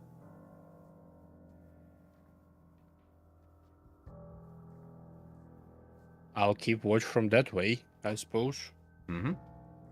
Because I ain't running away from my fucking drone operator. So, Margot, your modified drone eventually makes its way all the way up to the gun. It's currently next to the gun, and the gun is still trying to get an angle on the first drone it was targeting. Yeah, so I'm going to be looking for, like, wires. You do find that this setup is very makeshift. It's not professionally made. It looks like it was cobbled together from shit they scavenged. And so you see that while the gun does have like a small motor that moves it around, small motor attached to the trigger, it is like a normal gun attached to a bunch of like mechanics that were put together. And all of this has a bunch of small cables all bundled together with a little bit of wire going into the wall. Yeah, so I'm going to target that. You target it. The drone flies close to it, makes contact, and then from the other drones, you see that this one small modified drone begins to glow red, almost. And you just see the wires begin to melt. And then the drone begins to spark. It falls to the ground, sort of causing a bit of a sizzle when it hits the water. And the gun doesn't seem to move anymore. I'm just gonna test it with a couple drones first. Yep. You fly the drones, the gun doesn't do anything. Then I'm going to basically, because like it was looking for drones around, I'm assuming there's some other cameras in that room. Potentially. Yeah, I'm gonna go find them. They're probably gonna be small, so one of the things I can do is basically use my drones to basically sit on it. Okay. Ultimate fucking offense. Okay. Well, you're plaguing all the cameras with drone butt cheeks, I guess. Yes. So it takes you a while to do this. So while you're doing this, Rhodes, you are now very attentive, watching that specific angle. By I'll the way, have it- Rose is also wearing that I know. thing. I'm aware. Please roll perception and awareness. Oh, I must spend willpower on that one. Mhm. Because that's too nice. I'm not taking fucking risks. It's 2 dice and a higher difficulty because you don't have awareness. Yeah, I have. Fuck you. Oh, you do. Shit, you're I not supposed do. to. Oh, your You perception told us we is can get shit. up to 1 point of awareness. You just perception is shit.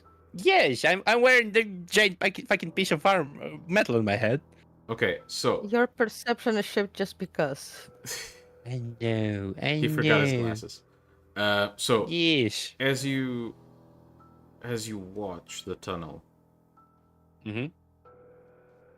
you feel something familiar. Like your blood's starting to pump. You're starting to feel a bit on edge. And you feel the same sensation as when you tried to shoot that creature and one of you accidentally hit the civilian. The same feeling of trying to spot something that doesn't want you to spot it. Almost. And as you feel this, you spot a small humanoid shape about 3 meters away from you, holding something in its hand pointed at the Persephone drone. Shoot it. Yeah. Second Amendment, sucker. Dex plus Dexterity firearms. Yeah. Or at this point, it's And strength. difficulty is 3. Still, because Dex went to shit as well. Bitch, nasty. that's 6 successes. I won't have you roll for damage. How much do you want to, how much lead do you want to put into the sucker?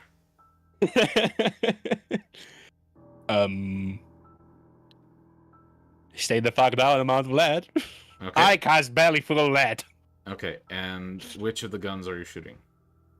45. Okay. We're not gonna go that right here right now. So you lift your left arm and almost instinctively it's almost like you want it to point this way, and the suit corrects your aim slightly to the side. And just by thinking about it, the gun begins to fire. Again, these things don't have triggers. It just fires on its own. Yeah. And as it begins to fire, Margot, roll courage, please. Because you were not expecting to have guns fire right next to you while you are, very precisely moving drones trying to find cameras. I mean, I would assume that I might be wearing some since we're in tunnels and there's guns, I'd assume we'd wear some noise cancellation. Well, if you Yes, are, that is Ah! still 40. Ah! The fuck she do? Oh. Ah! Okay. Ones don't count in virtuals. Fuck I know. You. I It's know. Yes, Just fail, but still fail, looks and ugly as fail. shit. So, okay. So, Ugh. essentially, as you're very focused on these drones, this echo of a gunshot, and gunshots are fucking loud, louder than most people expect them to be. This echo of the gunshot just fills the tunnel. Your ears are ringing, and the startle kind of makes you jolt your attention to the side, and you just see Rhodes just shooting the gun continuously, and eventually you look at what he's shooting at, and you realize the entire time there was a guy over there. Mm-hmm. It's not that you didn't see him earlier, it's just that you didn't notice him Almost like your attention was drawn elsewhere. I'm entire sorry. Did you feed the dogs I haven't. at 7? Yeah, I'll take care of that. Okay. But yeah, you basically just see Rhodes filling this body on the floor with lead. And it's not moving anymore. It's just on the ground.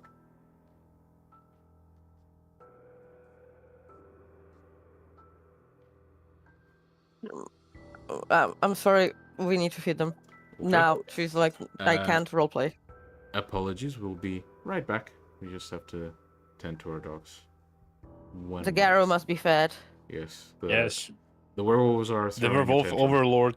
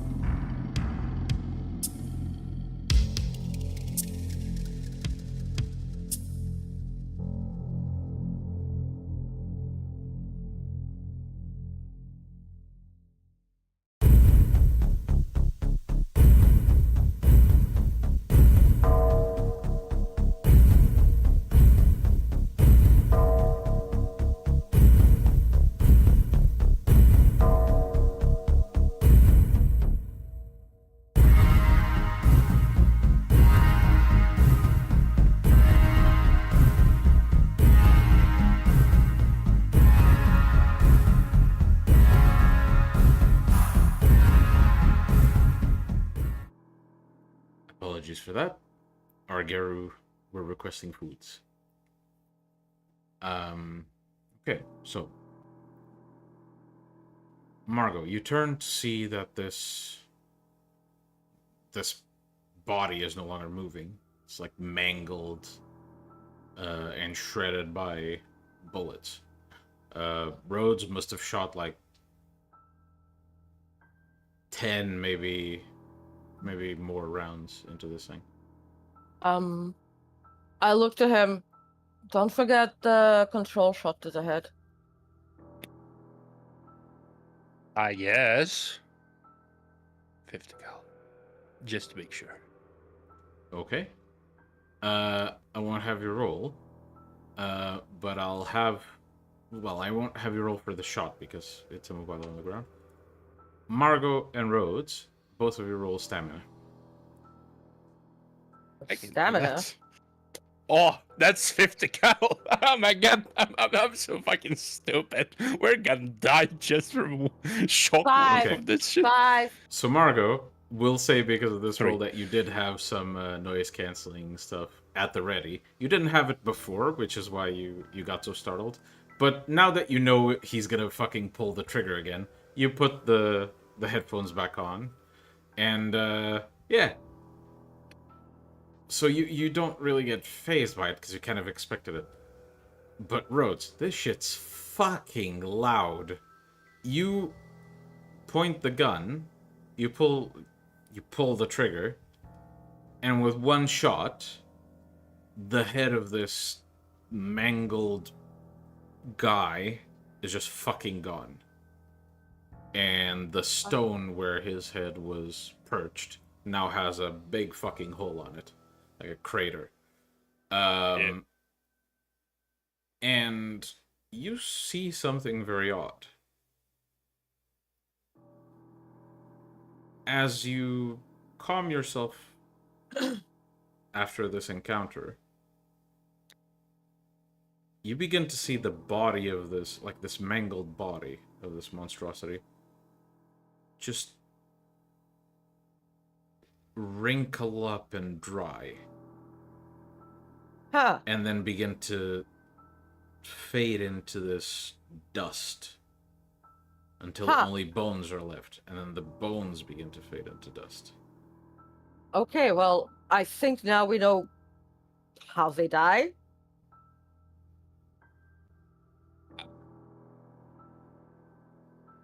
I fuck was that? I mean, I'm pretty sure it just rotted away into dust. Listen, let me just watch the tunnel. I'll have the drone watch ahead. You watch that side. Basically, cover both. I'm just gonna quickly cover up whatever cameras there might be in the other room, okay? I've taken care of the gun.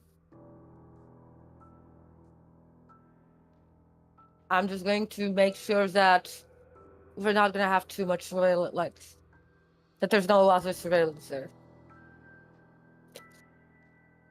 And I instruct the drone to basically watch another, like, direction. Mm-hmm. The drone turns, and as soon as it turns, you hear 2 beeps. I look there. Both of you look, or just one? I suppose both of us. I suppose, yeah. Yeah. So as both of you turn, I'll need both of you to roll perception and awareness. I'm gonna spend a willpower point. Mm-hmm. I do many more of those, I'm fucking done, so let's see if 2 dice can carry my ass over. Like, fuck they will. And Margot? Yeah. I got 3 successes. Mm-hmm. So, Rhodes, you look, and as hard as you may try, you can't really see anyone. But your guns are at the ready, because you know this shit is, not necessarily Visible. Yeah, it's not black and white. There may be some shady shit going on. Margot, as you turn, you feel this muddled sensation in your mind. And it's almost like there's something approaching rapidly. Multiple somethings, in fact. Rhodes, just shoot the tunnel, now. Which gun? Sidearm. Okay. So. Trademark. Covering fire. Yeah. You begin to just pepper the tunnel with shots. And as you do, all of the sudden, it's like you understand just how many of these things there are. Just from your instant burst of fire, you count at least 3. I'm taking out the whatever gun I had on already. Mm-hmm. And also start shooting them. All right. So I need both of you to roll Dex and Firearms. Right. Oh my god. All right. Margot. 1, 2, 3, 4. 4 successes. All right. So, Margot, you try to like focus a single target and begin to like mag dump your gun on it. It takes a few shots and then goes down. Rhodes, with your suit sort of correcting for you to some extent, you manage to take 2 of them, and one you, like, neither of you had noticed at that point. Mm-hmm. And then, Rhodes, you feel your other arm being pulled back. As you turn, you see 2 others basically yanking at your suit. What do you do? I'm just gonna like, yep. You're gonna toss them in the air? I'm just gonna like toss him in front of me. Mm-hmm. My god, my shoulder hurts. Jim, my man. It's a good sign. Yes. So I'll just say roll flat strength. Yeah. Actually, strength athletics, but I think You this want to go is- dirty, aren't you? I do. You deserve some chunky rolls. Okay. You want the chunky? Wait a second. 2, 4, 6, 8, 9, fucking 13. Okay, so make me just a quick wits and alertness. Mm-hmm.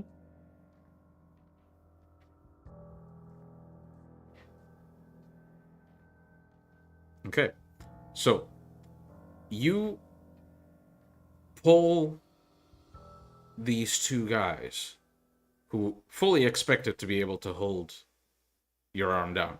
And you do notice, as you pull, you hear sort of a groaning sound from the wires. The suit is fucking straining. Even if you don't feel it, you hear it. They are pulling way harder than you'd expect them to.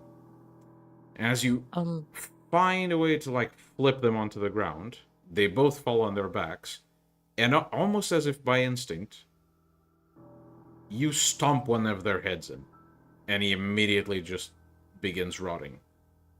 And you point your gun at the other one, ready to shoot. And it clicks. You recognize this motherfucker. You shot him before. I'm gonna kick his fucking face in. 2 kill? If he's not dead after that, because that was a fucking toss of them.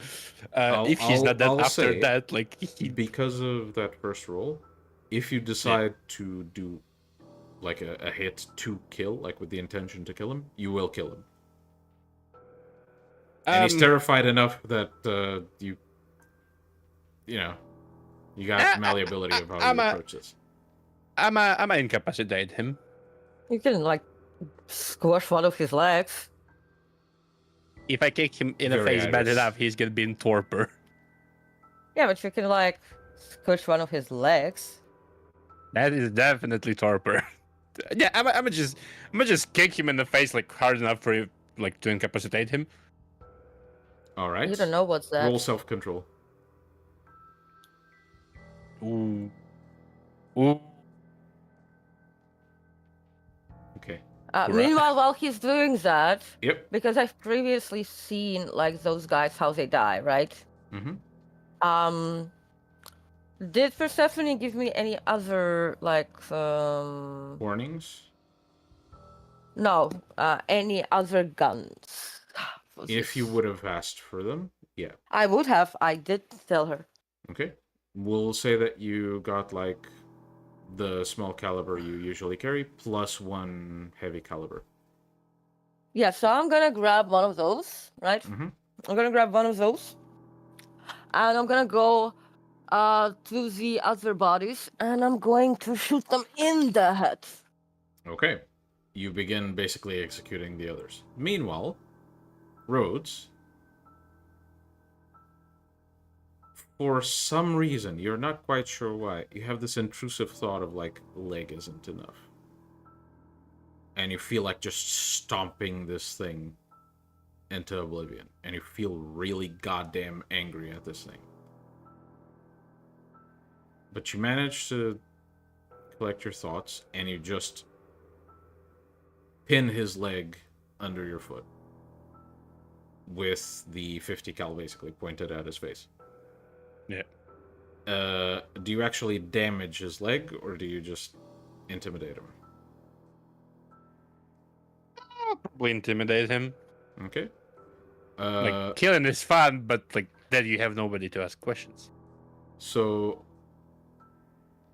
in this case, because it's kind of hard to use charisma for this, strength intimidation, please. The suit does have to fucking work.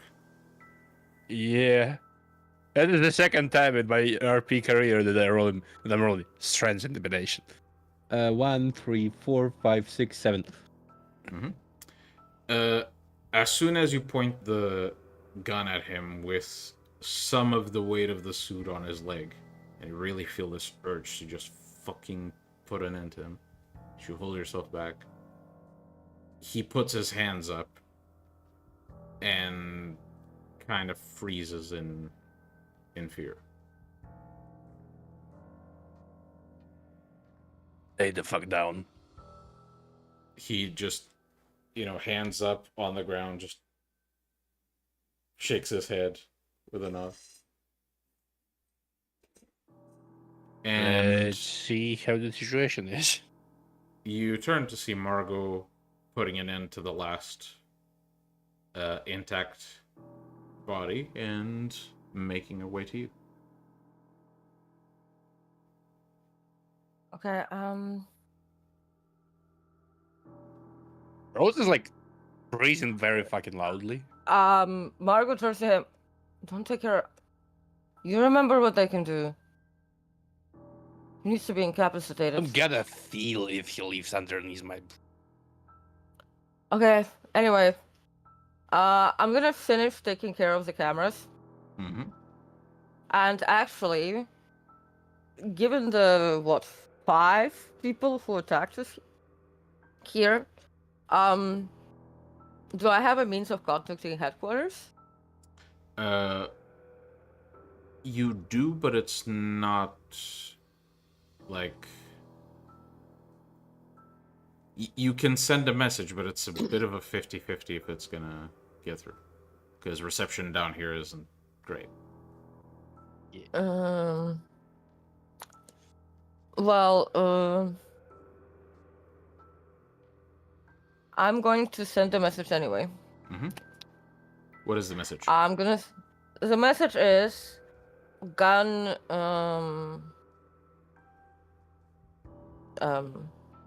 disabled.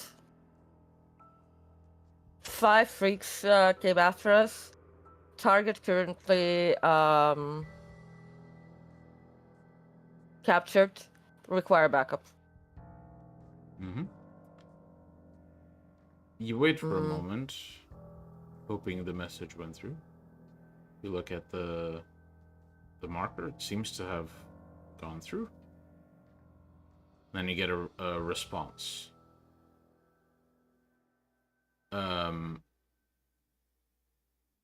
Good job. Pick up on the way. Be ready. Mm-hmm. So I'm gonna say backup's on the way.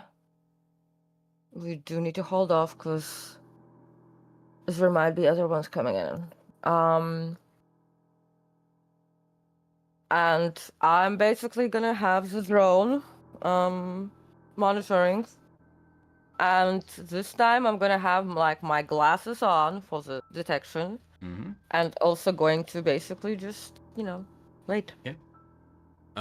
You keep watch, And Oh, and the computer is locked down. yeah. You keep watch and you make sure, everything's safe. For the next 5-10 minutes, it feels like ages. It feels like everything's going in slow motion. Rhodes, while you do once in a while keep watch on the surroundings, most of your focus is in keeping this guy still. And at one point he seems to try and he seems to whisper things in your direction. And you notice that as soon as he tries to whisper, looking into your eyes very intently and trying to tell you something, you just don't feel patient enough to pay attention. And you just ignore him. And you're not sure, this isn't normal behavior for you, you recognize that, but it must be the adrenaline or something. You just don't want to listen to him. And as soon as he, in the middle of his fucking sentence, you just press the 50 cal onto his face, and he shuts up. You do it slowly and very intently, and he shuts the fuck up immediately. Probably, just to rub it more, he'd boop his fucking nose with the gun. A fucking boop, but the size of the gun is that. With the momentum of, fucking 15 kilos horse's of gun. kick. Yes. He shuts up, and eventually, you begin to hear steps rushing through the gray water of the sewers, and teams of what you recognize are Alzai mercenaries, but dressed in a fashion you haven't seen before, with armor very similar to yours, Rhodes. Some of them are in exosuits like yours, with similar armor. Some of them are in more tactical gear that you haven't seen in combat before. With the same type of armor you've seen on your previous suits, where the neck is covered and all that stuff. And eventually, with them, comes Kian. He says, "Alright, secure the prisoner. You two, check the warrants. Good job." Mm-hmm.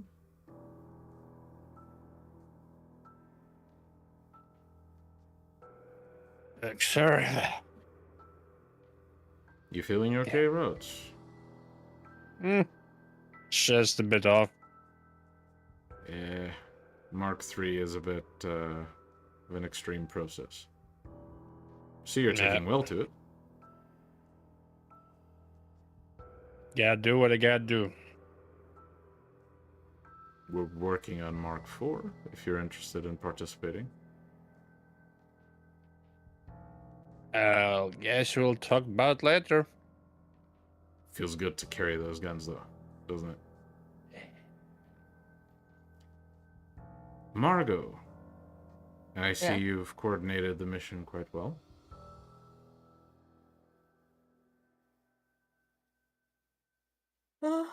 Yes, think I've managed to take care of all the cameras, but I'm pretty much, they're not taken care of, they're just covered.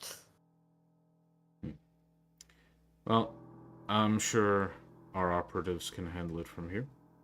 You did well in taking the brunt of their first assault. I don't think there are going to be many more defenses. This looks like it was more of a scouting party. So, the two of you are coming with me. We have some business to discuss back at HQ. Away from prying eyes. In the meantime, I will take this. I assume you were already in the close by, since it took you, 10 minutes? That is true. Just give me a minute. And as you begin to pack your stuff to leave, Kian kneels next to the prisoner, now being held by 2 other soldiers in exosuits. Rhodes has basically been, moved back a bit. Yeah. You hear Kian say something along the lines of, "See, Sosimo, I knew he'd find you." And he just turns and leads the 2 of you away. No! Oh no! Oh no! Miguel, you know that's not his future. You son bitch! You So, son bitch! as you make your way back to HQ, and on the way back, Rhodes, basically your armor is slowly taken off, but the suit stays on. You are led into the HQ, but this time, instead of going through the usual door, you notice that Kian leads you down essentially a door that you hadn't really gone through before. Didn't really come up, really. You never really paid attention to it. But it, instead of going into the building, it goes under the building.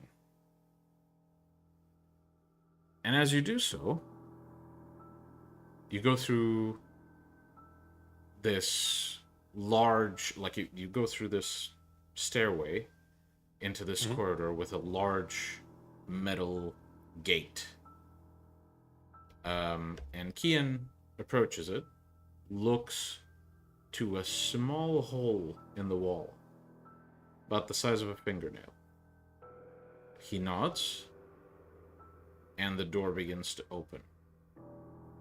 And through the door, you see this immense underground complex with a big logo of Persephone essentially put on the wall. It looks like a fucking bunker. Yeah. And as you walk through, eventually you reach this very high-tech lab that Kian promised Margot. And standing nearby is the same tall man Rhodes saw before, with the hair, Big bug. yeah. And he seems to be talking to this other man who's shorter than him and is a bit scrawnier, seems to be in a very, submissive pose, comparatively. As Kian approaches, the man in the suit sees him, and they shake hands quite heartily. And Kian turns to both of you and says, "Margot, Rhodes, you have achieved much in these past few days, and I'm glad to inform you that you've been granted your promotion, with all the privileges that comes of it. While you will be working directly under me, this is my associate. We don't deal in names. Just know that he is well informed and very, very important to our organization. We will brief you on all the details of this conspiracy you've been fighting with us. And we'll also brief you on all the benefits you'll get from the position. But for now, I'll leave you to hear this introduction my colleague has prepared." Kian basically pats both of you on the shoulders and walks away towards the front gate. The gate is still open. The man in the suit turns to both of you. He has this really gaunt face. He looks old beyond what age he looks. It's like he's seen more shit than you can imagine. He's the typical image of someone who's part of the Illuminati. It's the Yeah. image you'd picture, like the very stereotype. He gives both of you a faint smile, but he doesn't smile with his eyes. It's more of a performative smile. And he looks to both of you and says, Kian has told us much about you. I look forward to working with you. I feel it's high time I brief you on your next mission. Don't worry, I'll give you some more information as we proceed. Or, to be more precise, my assistant, Aiden, will fill you in.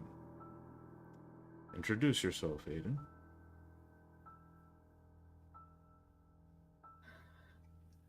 Aiden will step forward and offer a hand to shake, but he says really flatly, Aiden Conroy.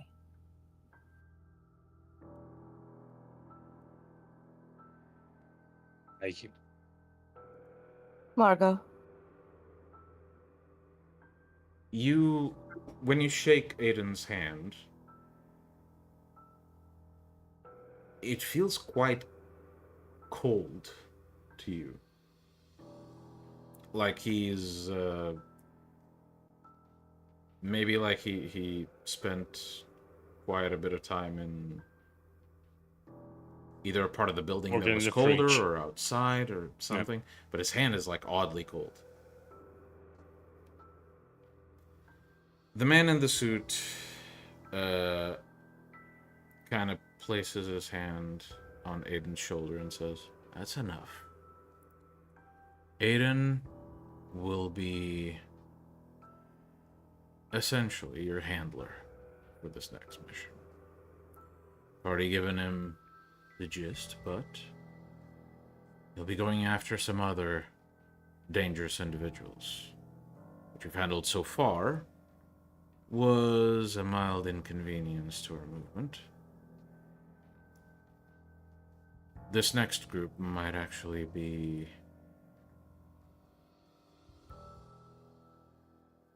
thoroughly dangerous to us.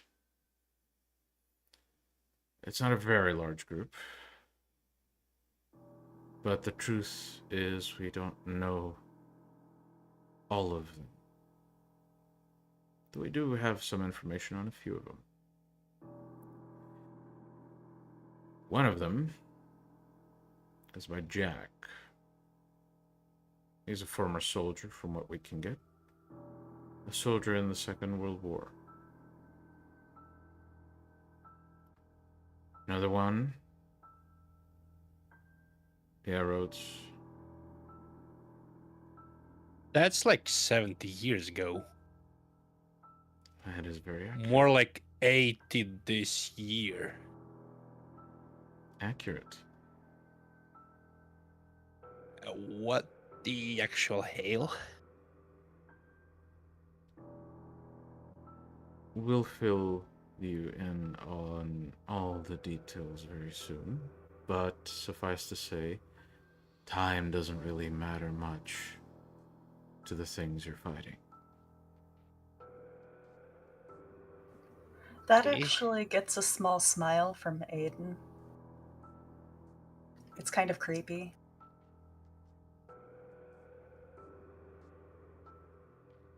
Now, Jack is only one of them. We are aware of two others. One of them goes by Abel.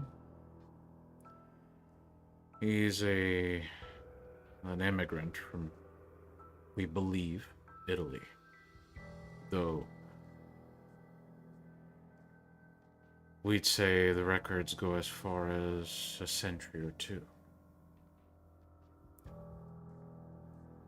And the last, Century. yes, a century or two. Margot just rubs her head and then just, they turn into ash after dying. Is Is it vampires? Is it vampires like in Buffy's the Vampire Slayer? The man seems very unamused by this description and just says, I suppose if you want to think about it that way. But, of course, there's a reason why you felt so energized these past few days. Was it vampire blood? A modified compound we developed in recent days. Months. But, again, you'll receive a full briefing at a later date. Abel, as I mentioned, we have records going back a couple of centuries, we believe. Things are dubious when tracking these people because they tend to cover their tracks quite well. The last member is the most elusive one, though, funnily enough, they have quite detailed records of who she is. One of our operatives dealt with her back in the UK. And she did try to hide her identity for very long. Turns out you can't really hide when you bring trinkets with you that you probably shouldn't. She goes by many names. Currently, we believe her alias is Serena. Now, I need to speak with Aiden for a bit. You may stay here. Reflect on what I've just told you. Feel free to theorize. I'll be listening. I'm interested By the way, to Miguel. hear... By the way, Miguel, just so you know, Iris does not have the axe. Not anymore. But she Not did anymore, bring but the she axe. She did bring the axe with her from London. Yeah. Okay, fair enough. Like, fuck, they gotta send this against Marcus, okay? So, the man basically says, I just need to finish filling Aiden in on his briefing, and he'll handle business between you and me. Like I said, he'll be your handler. He'll handle all of those details for you and for me. And in due time, you'll get to learn a lot more about their kind. Perhaps if you're inclined, may even provide you some of their aptitudes. In time. Feel free to discuss this amongst yourselves. Aiden, and the man just begins to walk into the lab. Aiden gives you guys one more glance, disdainfully, before following. And the door closes behind Aiden.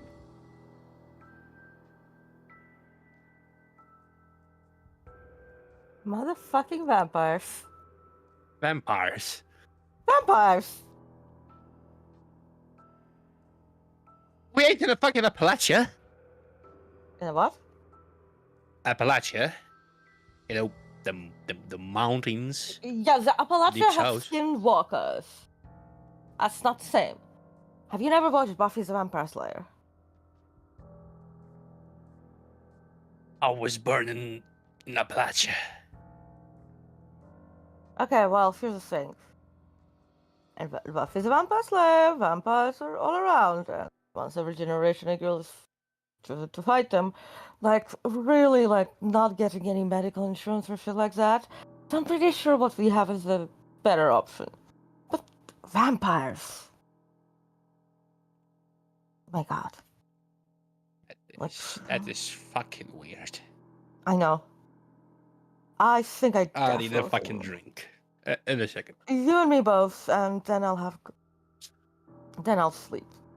Can I ask both of you to please roll me perception and alertness? helmets, please. Is my perception back to normal, or Yes. You're not wearing the helmet. You're just wearing the exosuit, which means your strength is basically locked at 5 plus your regular strength. Until you take that thing off, which won't be an easy process. Oh my Yeah. god. That's 6 successes. 4. Okay. we may eavesdrop it as well. Okay, so as you primarily focus on your conversation, both of you do on occasion, just because of the novelty of all of this. On occasion, you glance into the labs where the man in the suit is speaking with Aiden. And it seems that he's showing some things on this large screen. The man in the suit moves his hand over the screen to flip a few images, goes onto a map, and opens up a map of LA. And eventually, he pinpoints a few locations in LA and seems to speak to Aiden. Aiden, in sort of a moment of... Actually, both of you roll perception empathy. That's gonna be very hard,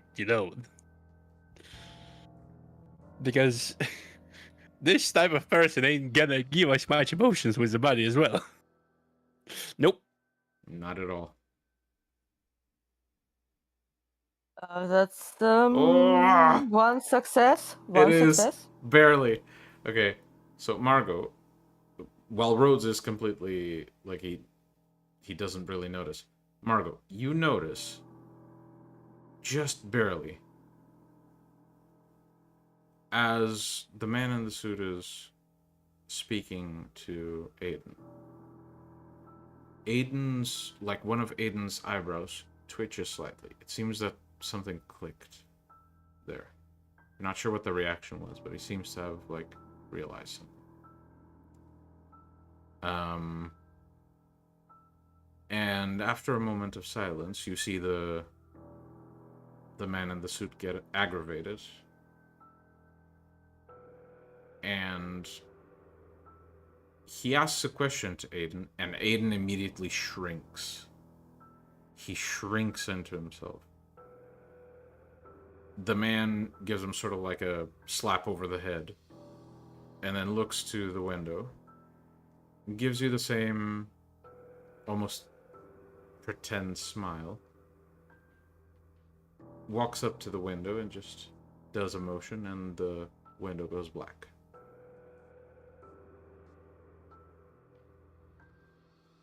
Well,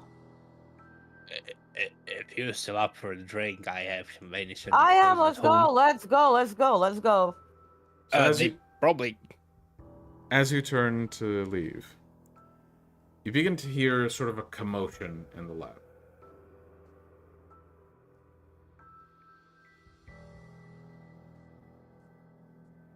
Is it our business or it ain't our business?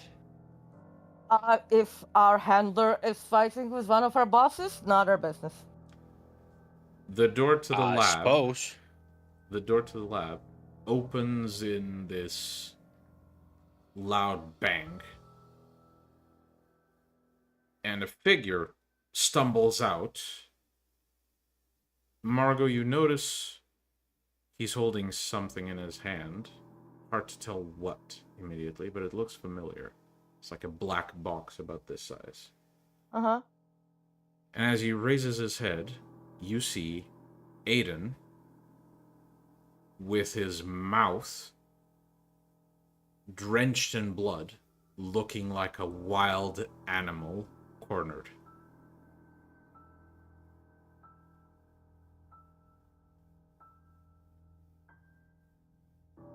Sir, you need any help?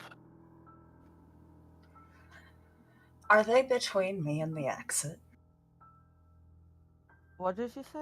What did you say? Let me make one tiny roll, and I'll answer. Quirrell asked if are we between Aiden and the exit. The answer is very much yes. Let's get steamrolled, fuckers. Well, As you spoke, you're the one that gets his attention. As his eyes, wild and little mad, focus.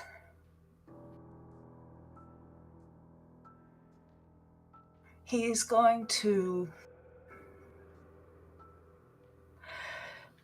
almost supernaturally just in front of you, as he uses celerity to take you by the throat and throw you into Margot. You get one roll to resist this, Rhodes, only because you're wearing the suit. Yeah. What do I roll? Trans brawl? You need to roll Strength Brawl. The difficulty is 9. I have 11 dice. Let's fucking go. So I it have is one success. One success. So Aiden, you grab Rhodes by the throat and you jolt your arm to the side. While he stumbles, it's not nearly enough to bump into Margot. Margot just like walks away. Oh. And she was just basically like she's not wearing an exosuit, and he appeared literally in a second in front of the guy. She's not wearing exosuit. She's not armed. She's just gonna like put her hands up and like take a few steps back.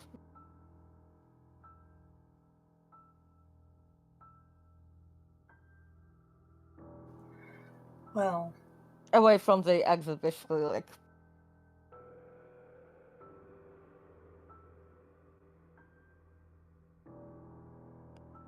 I signed way too much of any NDA. I just get it, like, also take the step to the side. Yep. Plus, we were just told he's our handler, right? Mm-hmm. Yeah. He wants to go out, he goes out. I don't know what just happened. We weren't fully briefed, okay? Figure of authority, you're gonna listen to them.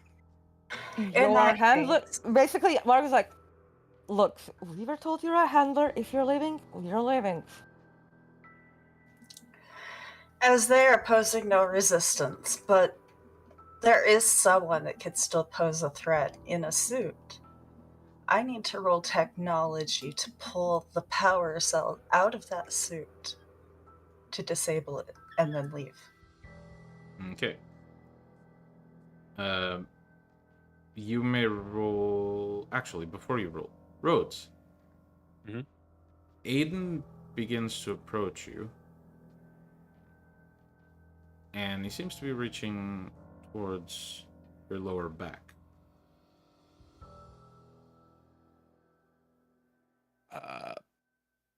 Do you do anything, or do you keep your hands up?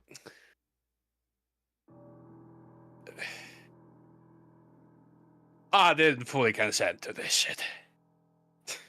Mark was like, are you gonna hurt him? This shouldn't hurt him. Do you want me to? No. Well, this shouldn't hurt. And I'm gonna go to try and rip the power unit out. Yep.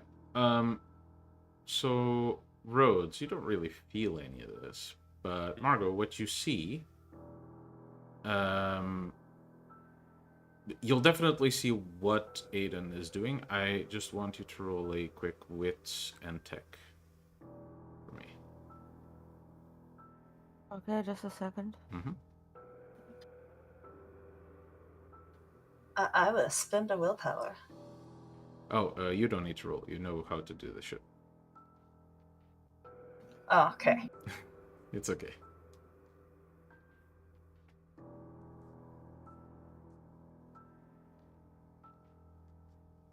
Okay. I have one success? Mm-hmm. No, 2 successes. So you definitely see what Aiden does. Aiden seems to reach towards the the wires along Rhodes' spine. And on one of the wires, Aiden seems to pinch one of the sections on the wire. And essentially a small blue battery pokes out. And Aiden just pulls it out. And as the battery is pulled out, Rhodes' arms just go... Yep. Margot, you also notice that on Aiden's other hand, that black box that looked familiar. You recognize what it is now. Persephone It's prototype? the Persephone prototype that you put in that Let's drum. see.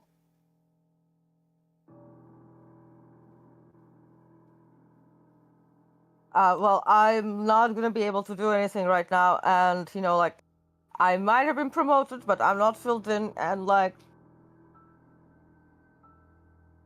We are not to be concerned with what our like. Shit's above your paycheck. Yes. this is still Well, about my paycheck. Sorry, eh?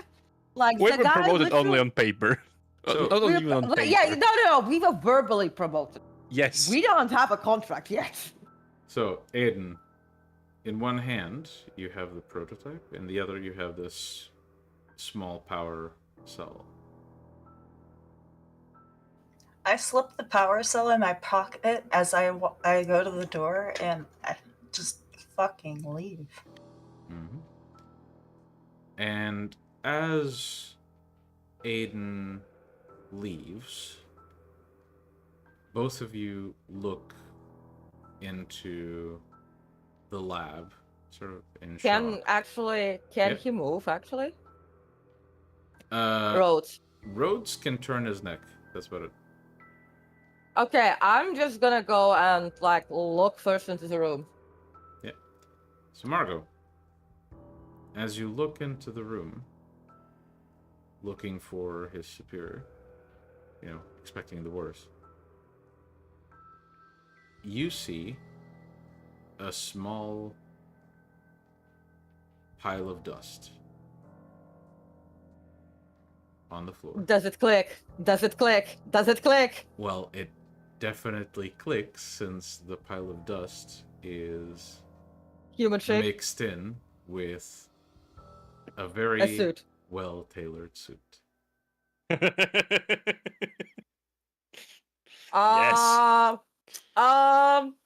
Yeah, so I'm gonna quickly.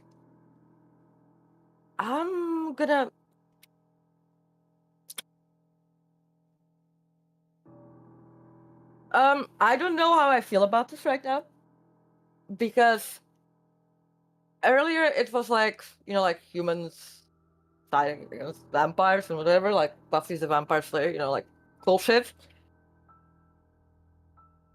But given the blood on Aiden's hand, like mouth after he walked out, like after he tumbled out, and the pile of ashes, right? I'm pretty sure those are both vampires. Is she talking to herself? Because like No, all I'm Mikey not can do is, talking. like, I'm coming out and I'm like, I'm gonna go get you a battery. if you be so kind.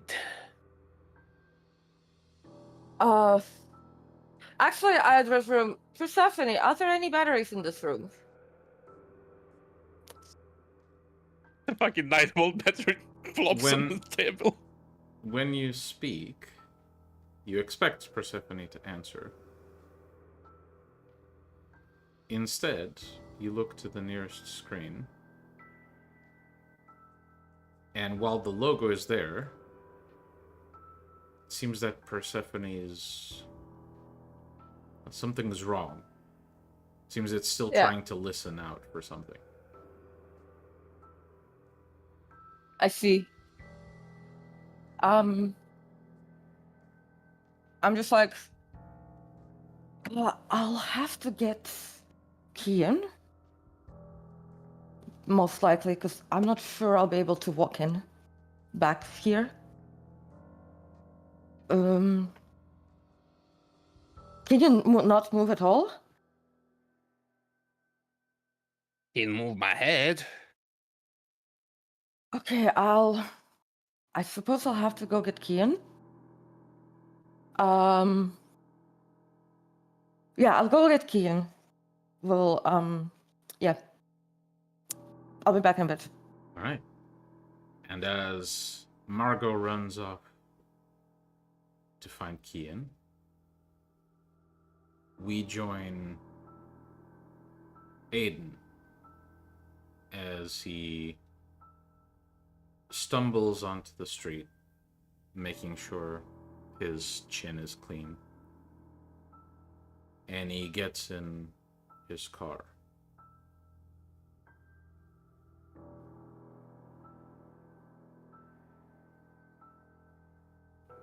What do you do? He is going to pull out and drive into traffic. And while he might speed, he's going to try and remain under the radar of the cops and avoid any cameras. Mm-hmm. And as Aiden drives quite carefully through the streets of LA, making his way through downtown into the east side of LA,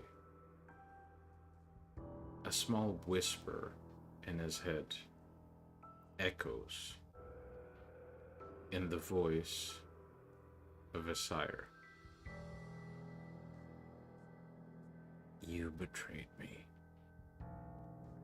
We won't forget this. And that is where we will end tonight's session. We hope to see you here next week in our next episode of Beyond Armageddon and the first episode of Season 3. Let's fucking go! Like, subscribe, comment, send this video to everybody you can. We fucking love ya. Thank you everybody for watching. Have a good week. See ya.